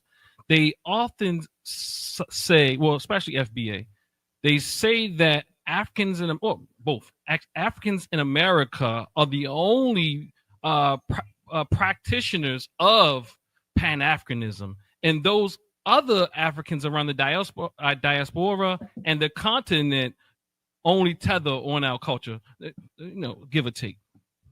What do you think about that? So they're, in essence, they're saying we are the only ones who believe this ideology, and everyone else is selling us out. I would say that's not true. Not true at all. Not true at all. Yeah. The Sahel Alliance.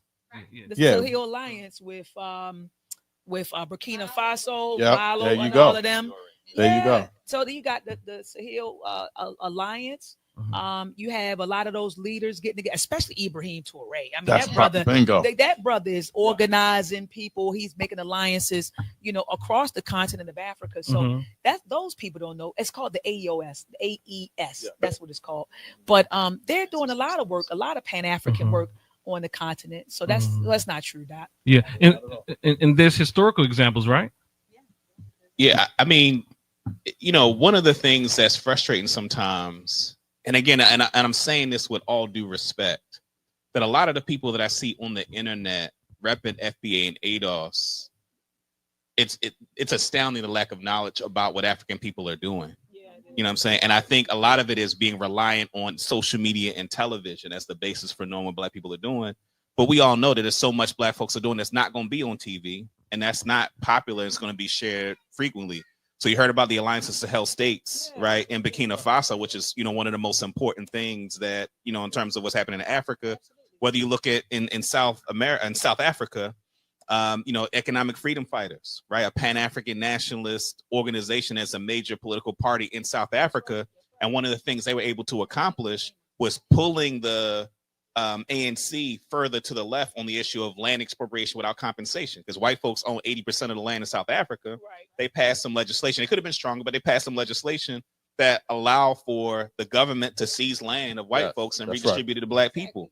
So, I mean, there's so many things that are happening, in terms of people of Africa around the continent. Even if you look at right, look at the African Union, right? Which, and even if you look at like South America, right? That, the tremendous things happening in South America, Venezuela, right? You had Hugo Chavez, who unfortunately passed away back in 2013, who saw himself as provide. In fact, when Hurricane Katrina happened, Venezuela sent oil, right, and sent supplies and support to Black folks in Katrina, right? Okay. Hugo Chavez saw himself as an ally to Pan-Africanism. You know what I'm saying? So that's something when you look just around the world, even if you look at something as simple as like the Ayatollah in Iran, right, for whom when they took hostages in 1979, they let the Black people and the women go. You know what I'm saying? So, you know what I mean? So when you think about like Pan-Africanism and the work that folks have been doing for a couple of centuries now, in terms of collaboration with Black folks here and around the world, for someone to say that they're selling us out and they just don't know. Yeah. They just don't know. Doc, I'd also say that it would be crazy for me to say that we have divisions in Africa. So how can I be a division in Liberia, 4 new divisions in South Africa, Ghana, Nigeria, Sierra Leone? These are UNI divisions. There's no Americans over there. So they're rocking our flag. They're rocking the Pan-African UNI flag. So to just in our organization alone, I can say that's definitely not true.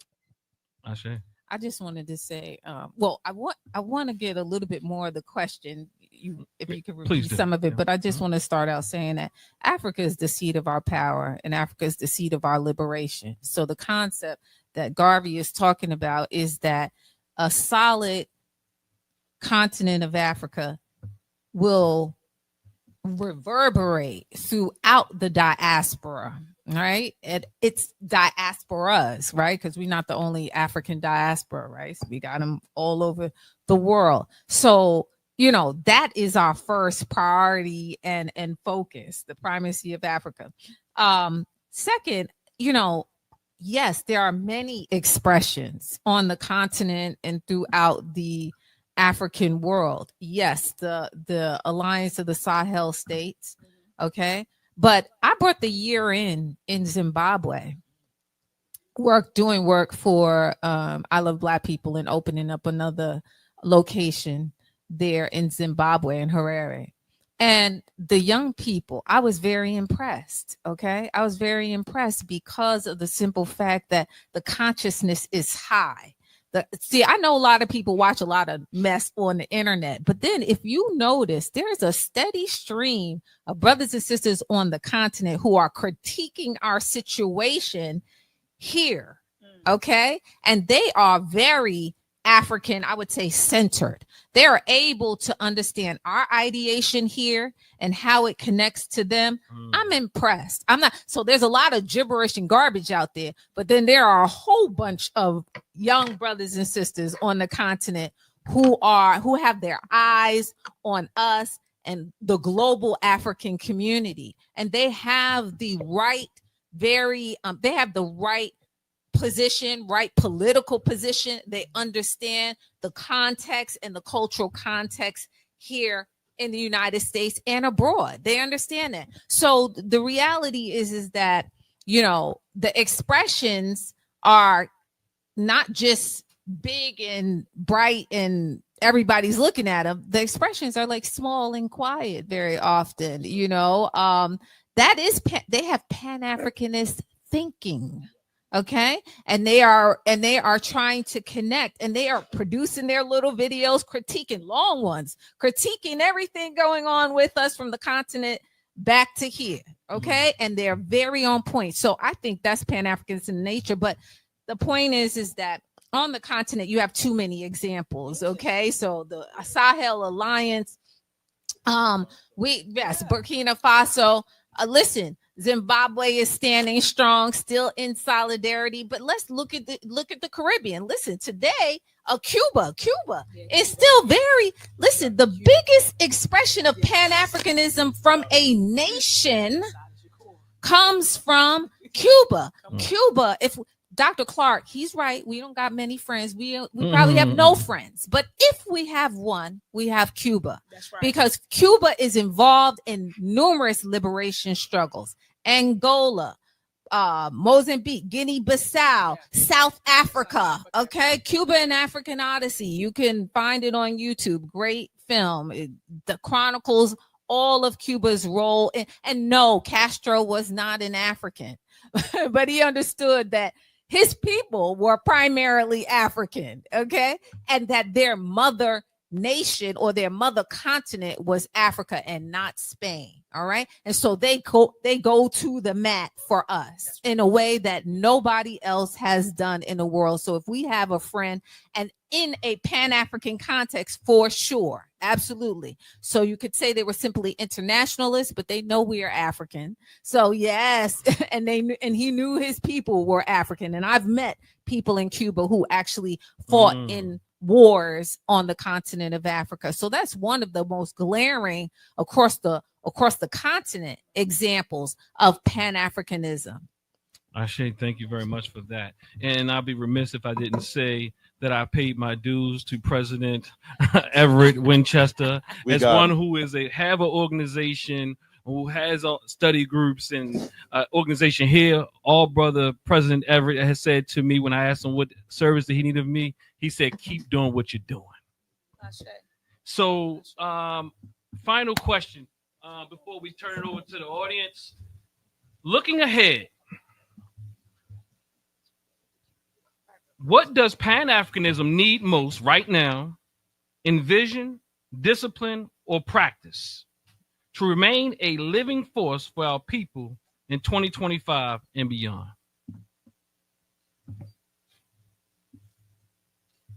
You want to take it, brother? Oh yeah, I can go first. I'm sorry. And if y'all can wrap it up like maybe 2 minutes, and we'll turn it over. Thank you. Looking ahead, what does Pan-Africanism need first? I would say it needs people to be more vocal, speaking about Pan-Africanism, how important it is to be one, how important it is. The main thing I get about being a Pan-African is you gotta love Black people.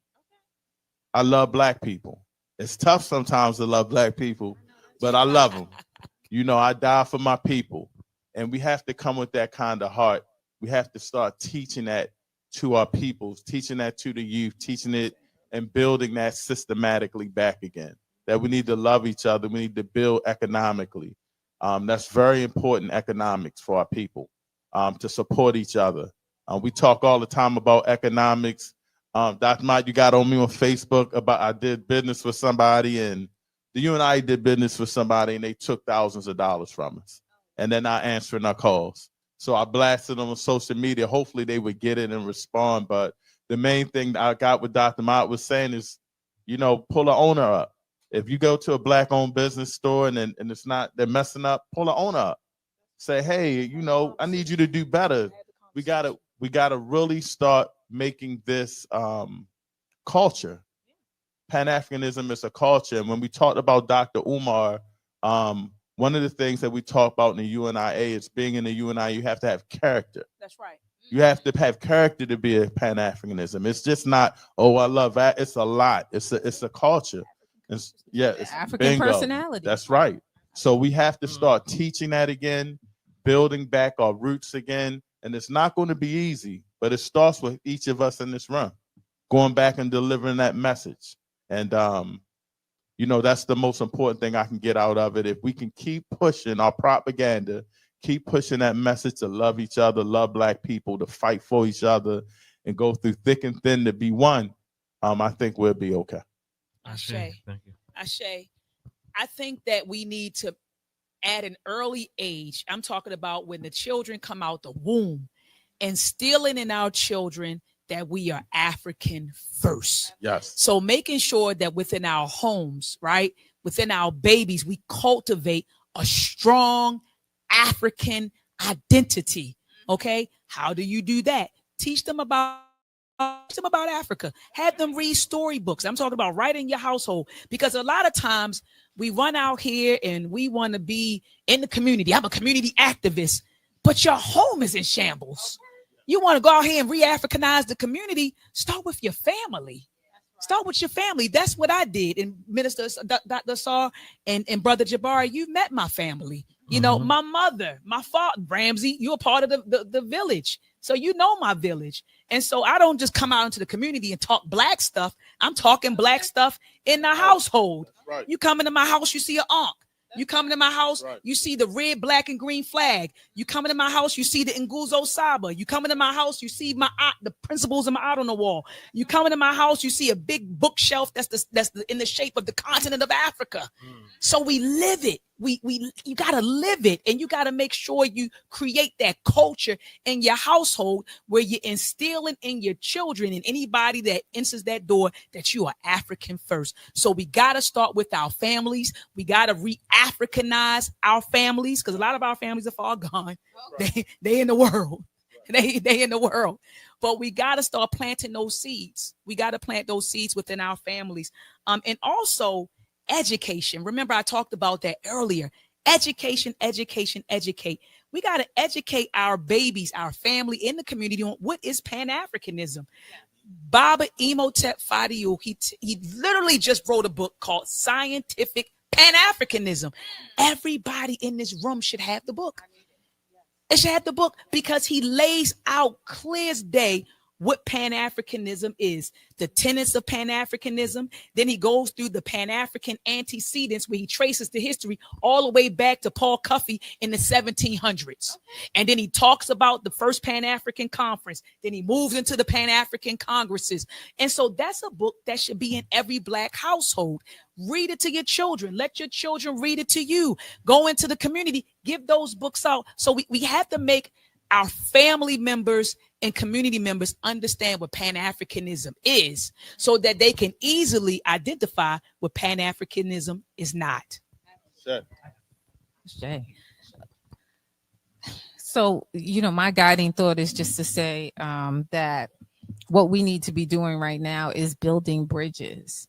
We don't spend, a lot of time when we meet other African people who may have another nationality or ethnicity. We don't spend a lot of time explaining to them why they believe what they believe, why they think what they think. Yes, because many of our brothers and sisters who are African from other places, be it the continent, the Caribbean, Central or South America, they're coming here with a certain mentality. Okay. And it is a mismatch in some instances, because we are a people who have always had a Black freedom struggle, right? Above ground, below ground, all of that. Okay. So what I mean by visibly and sometimes below ground, organizations like RAM, Revolutionary Action Movement, that's the precursor to the Panthers, all of that. So we have always been engaged in struggle. It has been a long and continuous struggle. Everybody doesn't understand that. Okay. They believe and subscribe to the sensationalism that America is, and it is a seductive place. So what we have to do is individually, right? I was married to a brother from the continent, and I had to explain to him, don't get caught up in the BS, because this is how it works. Today they say, hey, you're wonderful. We happy that you're here. But this guy over here, he's lazy. I pay him a whole $2 and he don't want to work. But I know you're going to work for $1.50, and you got the energy, and you strong, and you persistent, and you're better than him. And then tomorrow, the next guy comes and they say to him, you see him over here, her over here, she's lazy. But I know you not. You want to make it. And I'm going to pay you a whole $1. And you're going to work like hell for that $1, because you feel like you better than these two. You get what I'm saying? And it goes on and on and on, because they trying to get that old thing back, but they never will. That being said, we've got to explain that to our people. Do you understand what I'm saying? Take the time, build a bridge, and have that conversation. We don't do that a lot. We will affirm the stereotypes before we have the conversation. Like, listen, we're not gonna do that. Let me explain to you. Let me give you the inside scoop. And then on a larger scale, this is our moment to build bridges with people on the continent of Africa. So many people. I was, at a conference that was an organization founded by Booker T. Washington. It's called the National Business League, but it's born out of the fact that Booker T. Washington had 44 industries there at Tuskegee. And yes, that's what Garvey modeled the UNIA after. Okay. And so we had numerous people from the continent at our 125th anniversary of this organization, and we are building bridges, and that's what we have to do. This is our moment. This is our moment to build those relationships, to say, like, yes, we could see ourselves coming there and doing more than visiting. Yes, we should be doing business. And, I think we could probably survive all of this in a very in a way that is advantageous to us. Do you get what I'm saying? In the sense that we understand how to buckle down and survive some things. And I think building this is an important time for us to build those relationships. So I think that's it. To remain living. Okay. Yeah. When I first started doing the work that I'm doing, there would be people who loved me who would say, Davon, you're going to have to tone down that Black stuff, right? You're eventually going to have to, quote unquote, grow up. And one of the things I'm most proud of is that I stayed committed to the methodology and worldview of Pan-Africanism as the basis of the work. And we've been able to be effective. A part of that is because we've been conditioned to believe that Black people can't win, right? It is and some of that is the historical narratives. You mentioned a few moments ago the notion that we freed ourselves. The societal narrative we get, historical narrative we get, is white folks in the North were benevolent and cared about Black people, so they waged a civil war to free us. So the reality is the Haitians and the armed rebellions of the United States made it not in the interest of the North to continue the project of enslavement. And it was Black soldiers that made the decision to fight on the side of the Union Army to make it about ending slavery in a way that it wasn't before they got involved. We made the decision to do the work to free ourselves. And it is those kind of historical narratives that allow us to understand that we can win as a people on our own terms. So I would say, in terms of like what we need to do, we need to instill in our people that we can win. We don't need one of the phrases that Carter G. Woodson uses is that we don't need an undue eulogy of the Negro.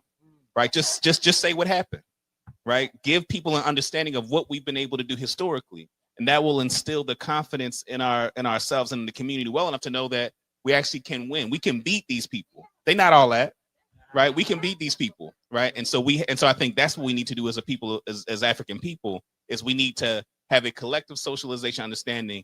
We can win. A big round of say this. Yes, and we have won before. We need to understand that. Like, we have won. We won. Right? So now you can take your body and go anywhere you want. You understand what I'm saying? Your body didn't belong to you before. You can take your body anywhere in the world that you want to take it. And that passport, that's the fruit of our ancestors' struggle over the 14th and the 15th Amendments. Those are Reconstruction Amendments. That comes out of the Black freedom struggle. So we won already. We have to think of ourselves as the victorious ones, because we are. We live in the blue flame, the hottest point on the earth in terms of white supremacy. And we defeated them. We have to understand that we defeated them. We won. They didn't win. And they're still crying today over it. I just had to say that. So, brothers and sisters, let's give our panelists a big round of applause.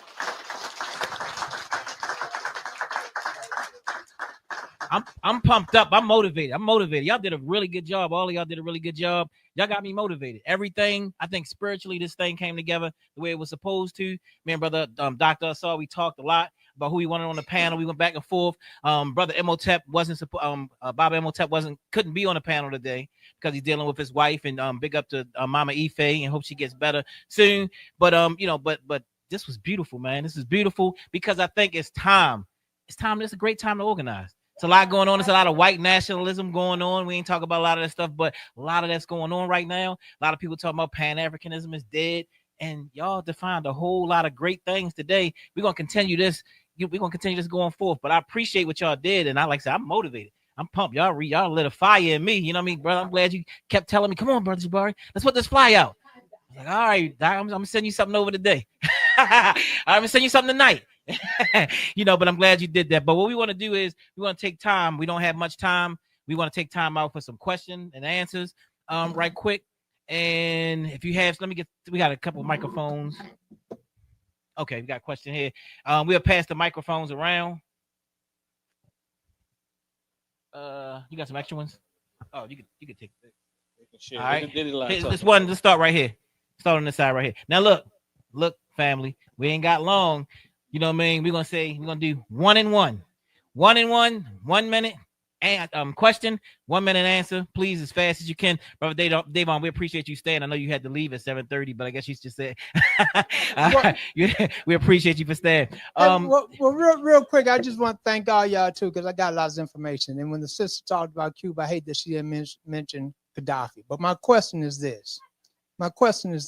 Is that where we at now, I feel that we need to be organizing our children, and we need to be stocking up water, weapons, and we need to have groups preparing ourselves, because this government has declared war upon us, and we're closer to a civil war than what we may think. And I think that we need to be dealing with that. Okay, cool. Nick, I thought it was more of a statement, right, brother Bill?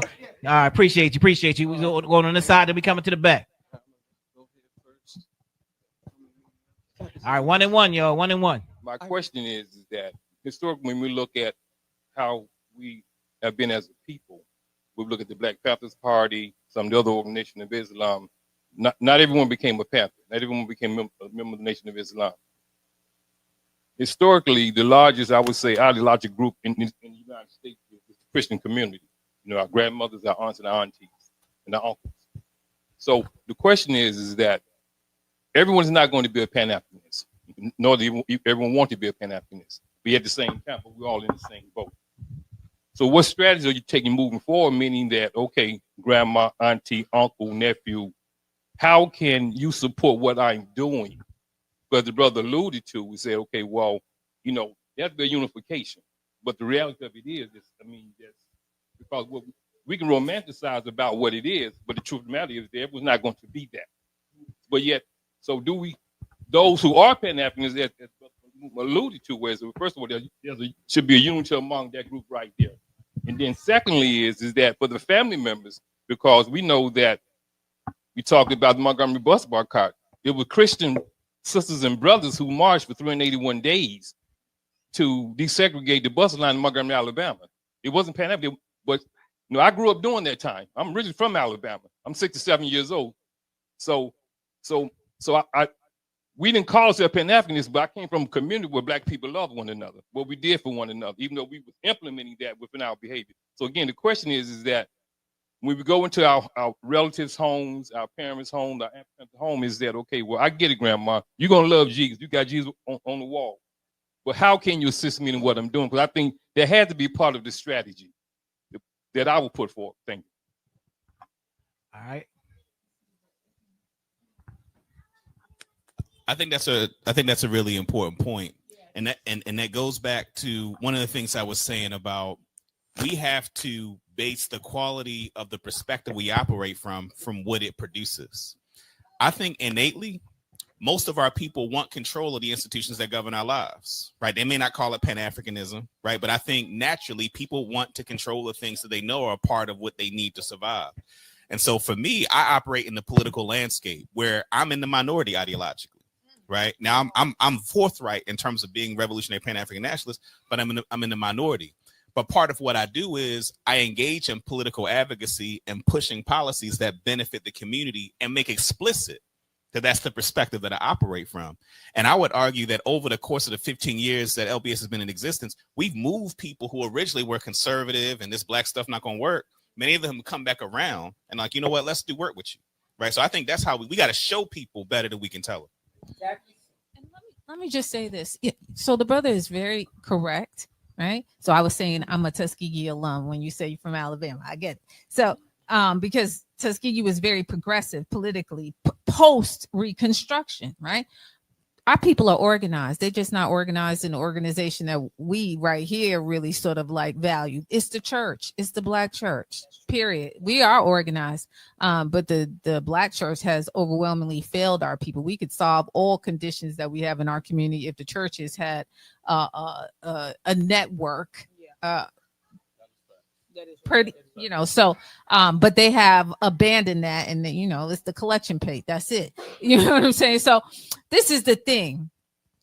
I think that is a good idea. We must have a all African people leadership organizational type of forum where we organize in a serious way. And I just want to say, I agree with the brother. You're right. I didn't mention Gaddafi, but he is the person who, when the African Union comes back, I was part of the first conference of intellectuals for Africa and the diaspora, where we gave direct recommendations for the continent of Africa, how to come together in every area of life.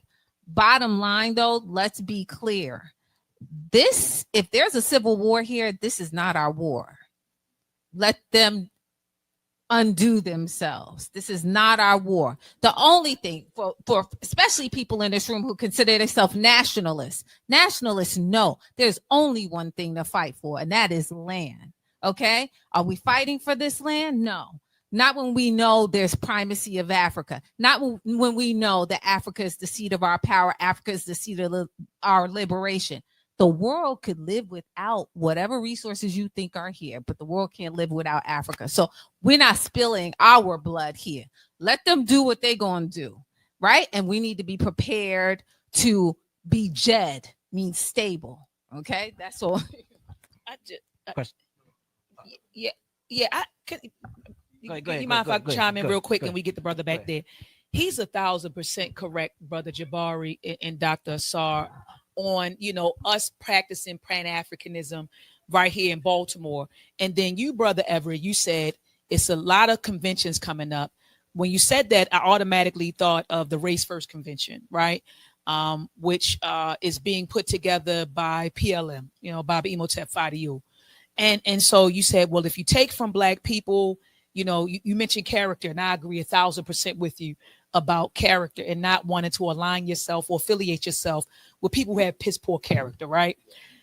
My question is, though, because I know there's a lot of beefs going on with organizations, like he said, ego and different beefs. Right. What's more important, right? Is it the mission?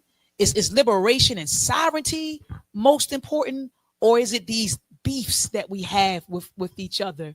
And so we say we love Black people, right?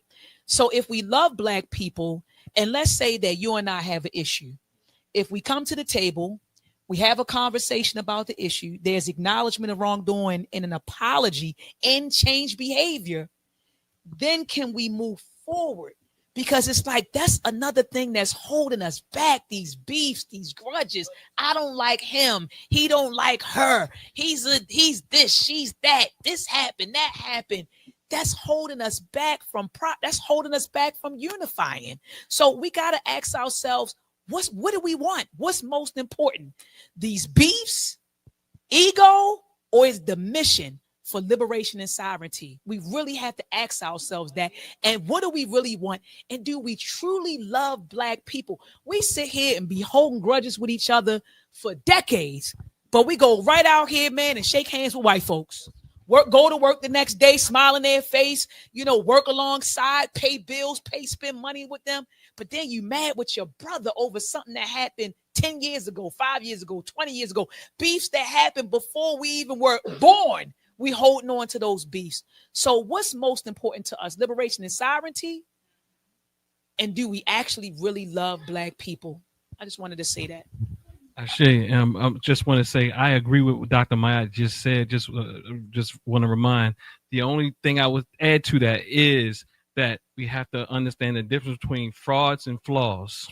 Okay, because some of us get caught up in that fight about bringing frauds into the thing, and frauds ain't really doing too much changing.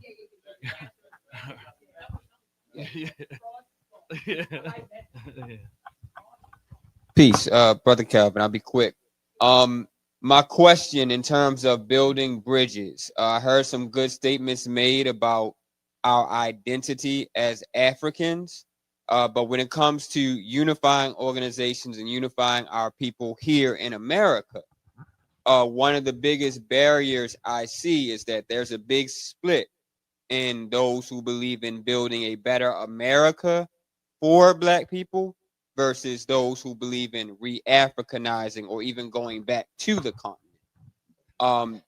Do you think there's a way that we can resolve that divide and still unify? And also, if you could reference any of those, I heard mention of platforms in Africa that represent their viewpoint well. I would like to follow up if you know any specific platforms or personalities. Thank you. 1 minute panel.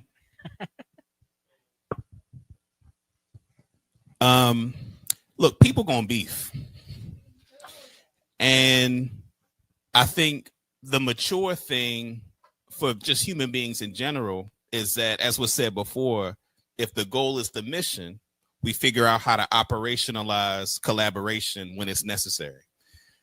And I think sometimes, and I'm not saying anybody here did this, but I think sometimes what I see online in some conversations is there's a desire for a kind and a nature of unity that actually is not humanly possible. Where there are going to be people that have disagreements that don't work well with other people. The goal is that if you are engaged in work and the folks that you're organizing with are engaged in work that's benefiting the community, then the most important thing is to build with people who are also doing work. And what you do is and as you continue to build, those networks and relationships naturally build, because the best way to build relationships is to work with people. And that's going to happen over time. It's not a thing where it's like we're going to meet and then all of a sudden we're just going to start working. You start working on something small, right? You get successful. That brings more people to the table, and you continue to build on that.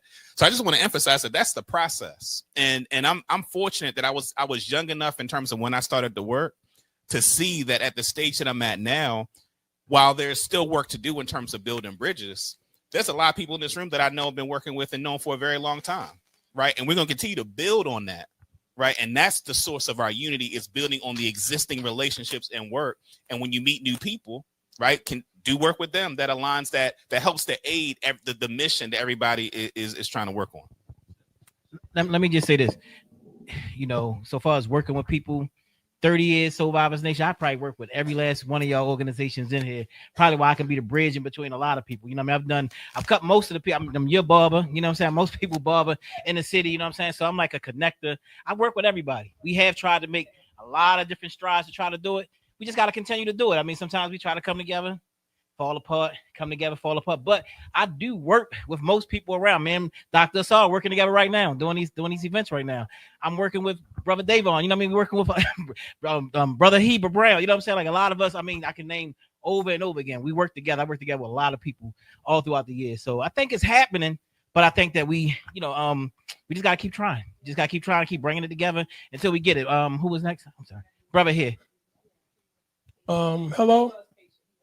Oh, well.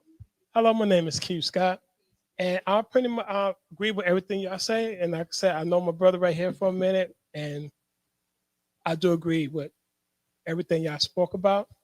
But we got to make it clear: our problem as a people is in America is our inability to create wealth on our own, because we have so many different nonprofit organizations that's fighting for the same funding from the same white people.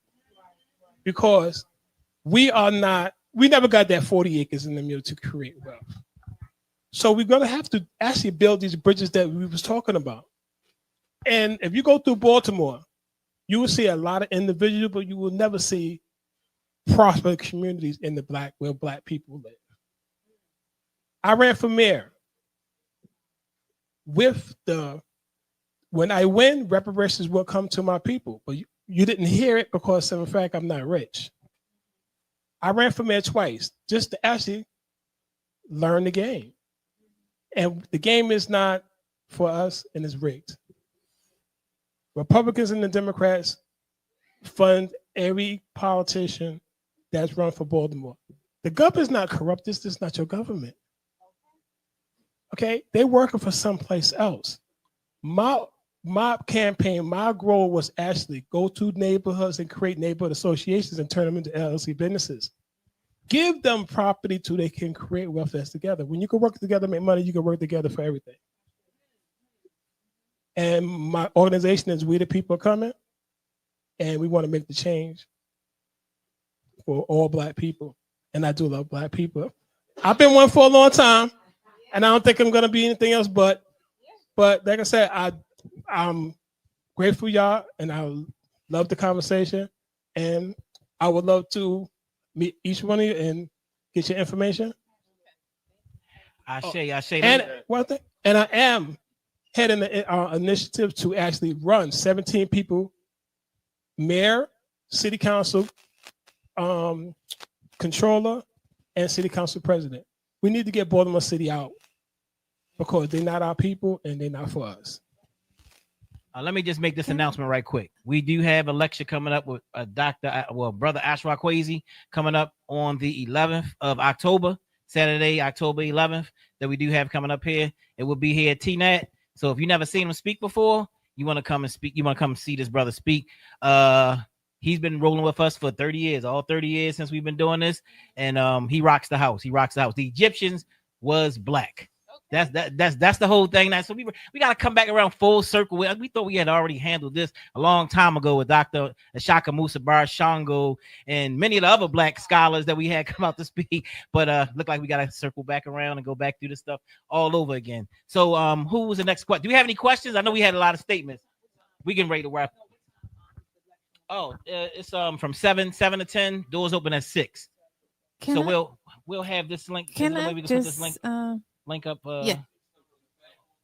Email. If we can get all your email, if we can get all your emails, if I don't have your email, let me matter of fact, you can text me your number. My number is 410-303-4120. I say it again. 410-303-4120. If I don't have your number, just text me and we're gonna add you onto the email list so that way you can get the information. All right. Can I ask someone? Well, can I share something Yeah. and have it?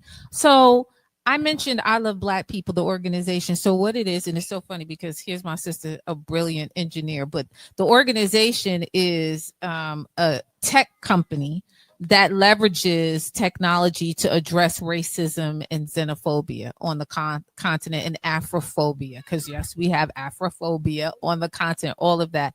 So it is an actual app. What it does is we use the technology to identify Black friendly and safe places for us. So you don't go to the bar and get murdered or you know, you know what I'm saying, because you drink a little bit too much and they call the police on you. But this is on the continent. This is globally. So if you guys have a moment, download the app, iloveblackpeople.com. It identifies anywhere you could travel in the world.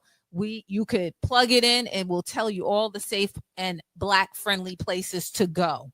iloveblackpeople.com. Okay. And so I'm sorry. iloveblackpeople.com, but also the app. If you go into your whatever your app is, I Love Black People.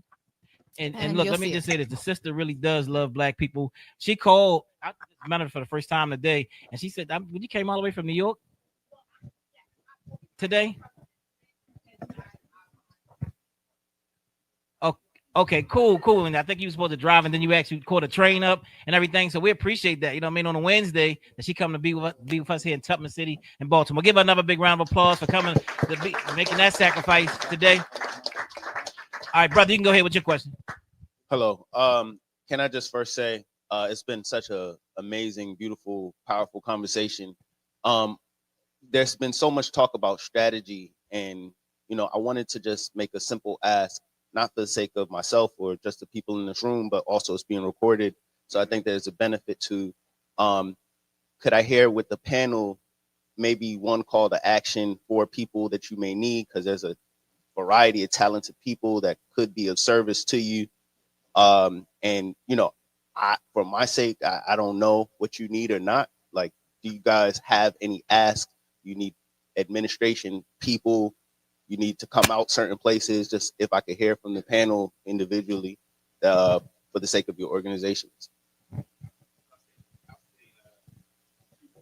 I'll say two things quickly that we're working on. One of the things I mentioned earlier, we worked on a piece of legislation that would establish a reparations commission that would provide recommendations on how to implement a reparations policy. It passed the legislature, it was vetoed by the governor. One of the things that we're going to be working on is to override the veto. So we've been, reaching out to elected officials. We want to put pressure on them to essentially override the veto. If you go to lbsbaltimore.com, you can join our listserv. We're going to send out action alerts so you can call and contact your elected official to put pressure on them to make sure they vote to override the veto. That's one thing. Secondly, along those same lines, one of the major things we're working on, Maryland is one of the few states that continues the practice of automatically charging youth as adults. So, you walk around, you possess a gun. And we know we live, in a society where there's more gun ownership than ever before. So people, if they don't feel safe, they're going to carry a firearm. Don't necessarily mean they are a menace to society, anything like that. But that's one of the major charges that is often land someone automatically in adult prison. So we're actually working on stopping the automatic charging youth as adults. That's one of the major things we'll be working on this upcoming session. So again, if you sign up to be a part of our listserv, when we send out action alerts, those messages, emails, calls make a difference. Even if it seems small, when I'm in Annapolis and I get pulled aside by a legislator, Davon, I got all these emails. What you want me to do? Like, it really does make an impact in terms of our ability to move legislation.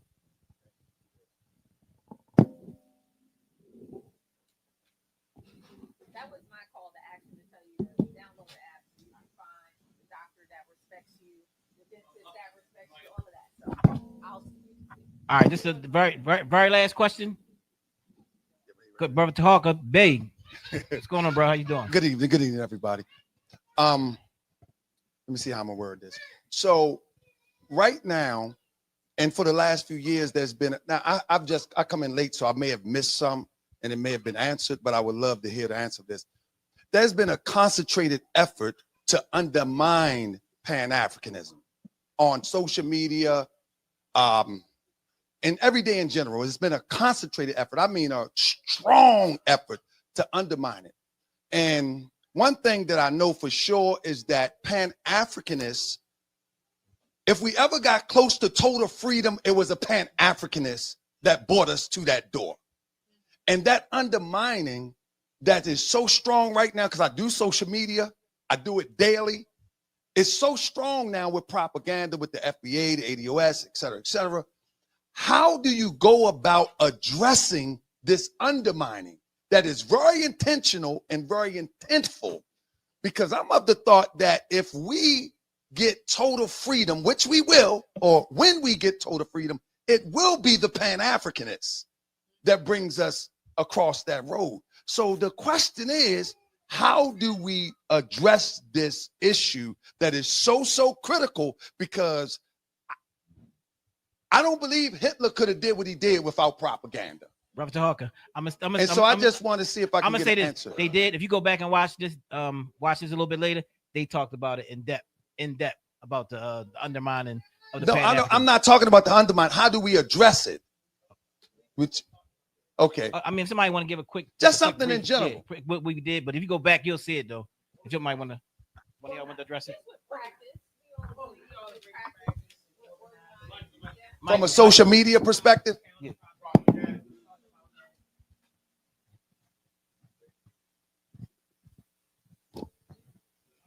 Well, so we just said that, essentially with organizing, doing what we're doing here, but also just staying steady in terms of what we already discussed here. Sometimes we don't have to. We can address the propaganda with practice by being steady and consistent in our practices. So that's the short answer to what we said earlier. Yeah. All right, fam. Look, it's getting late. I was getting late. We're going to make one last announcement. Then we're going to get up out of here.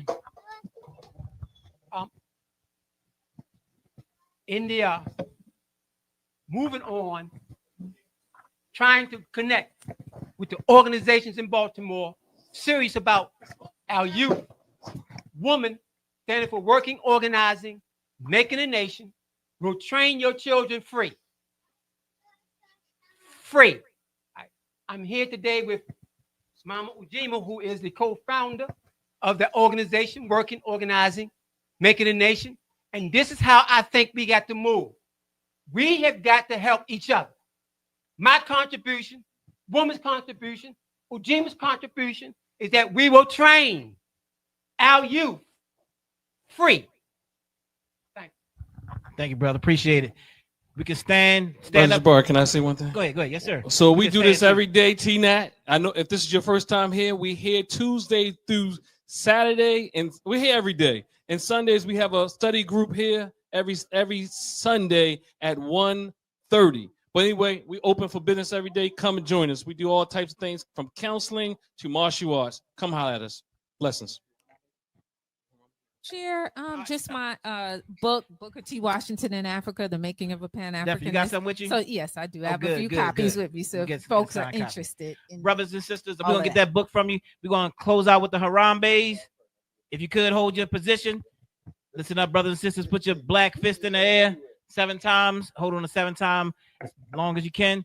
1, 2, 3. Harambe! Harambe! Harambe! Harambe! Harambe! Harambe! Harambe!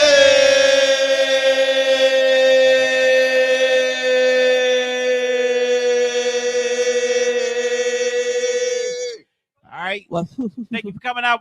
Thank you for coming out.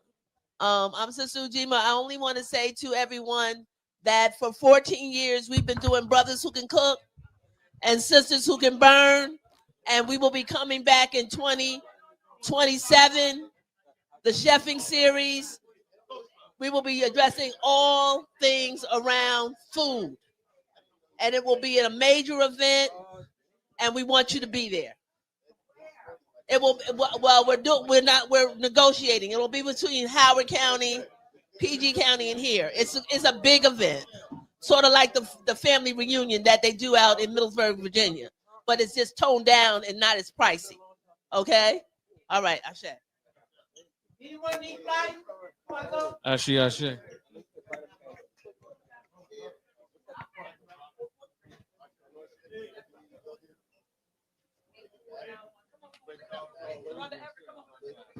Appreciate that, man.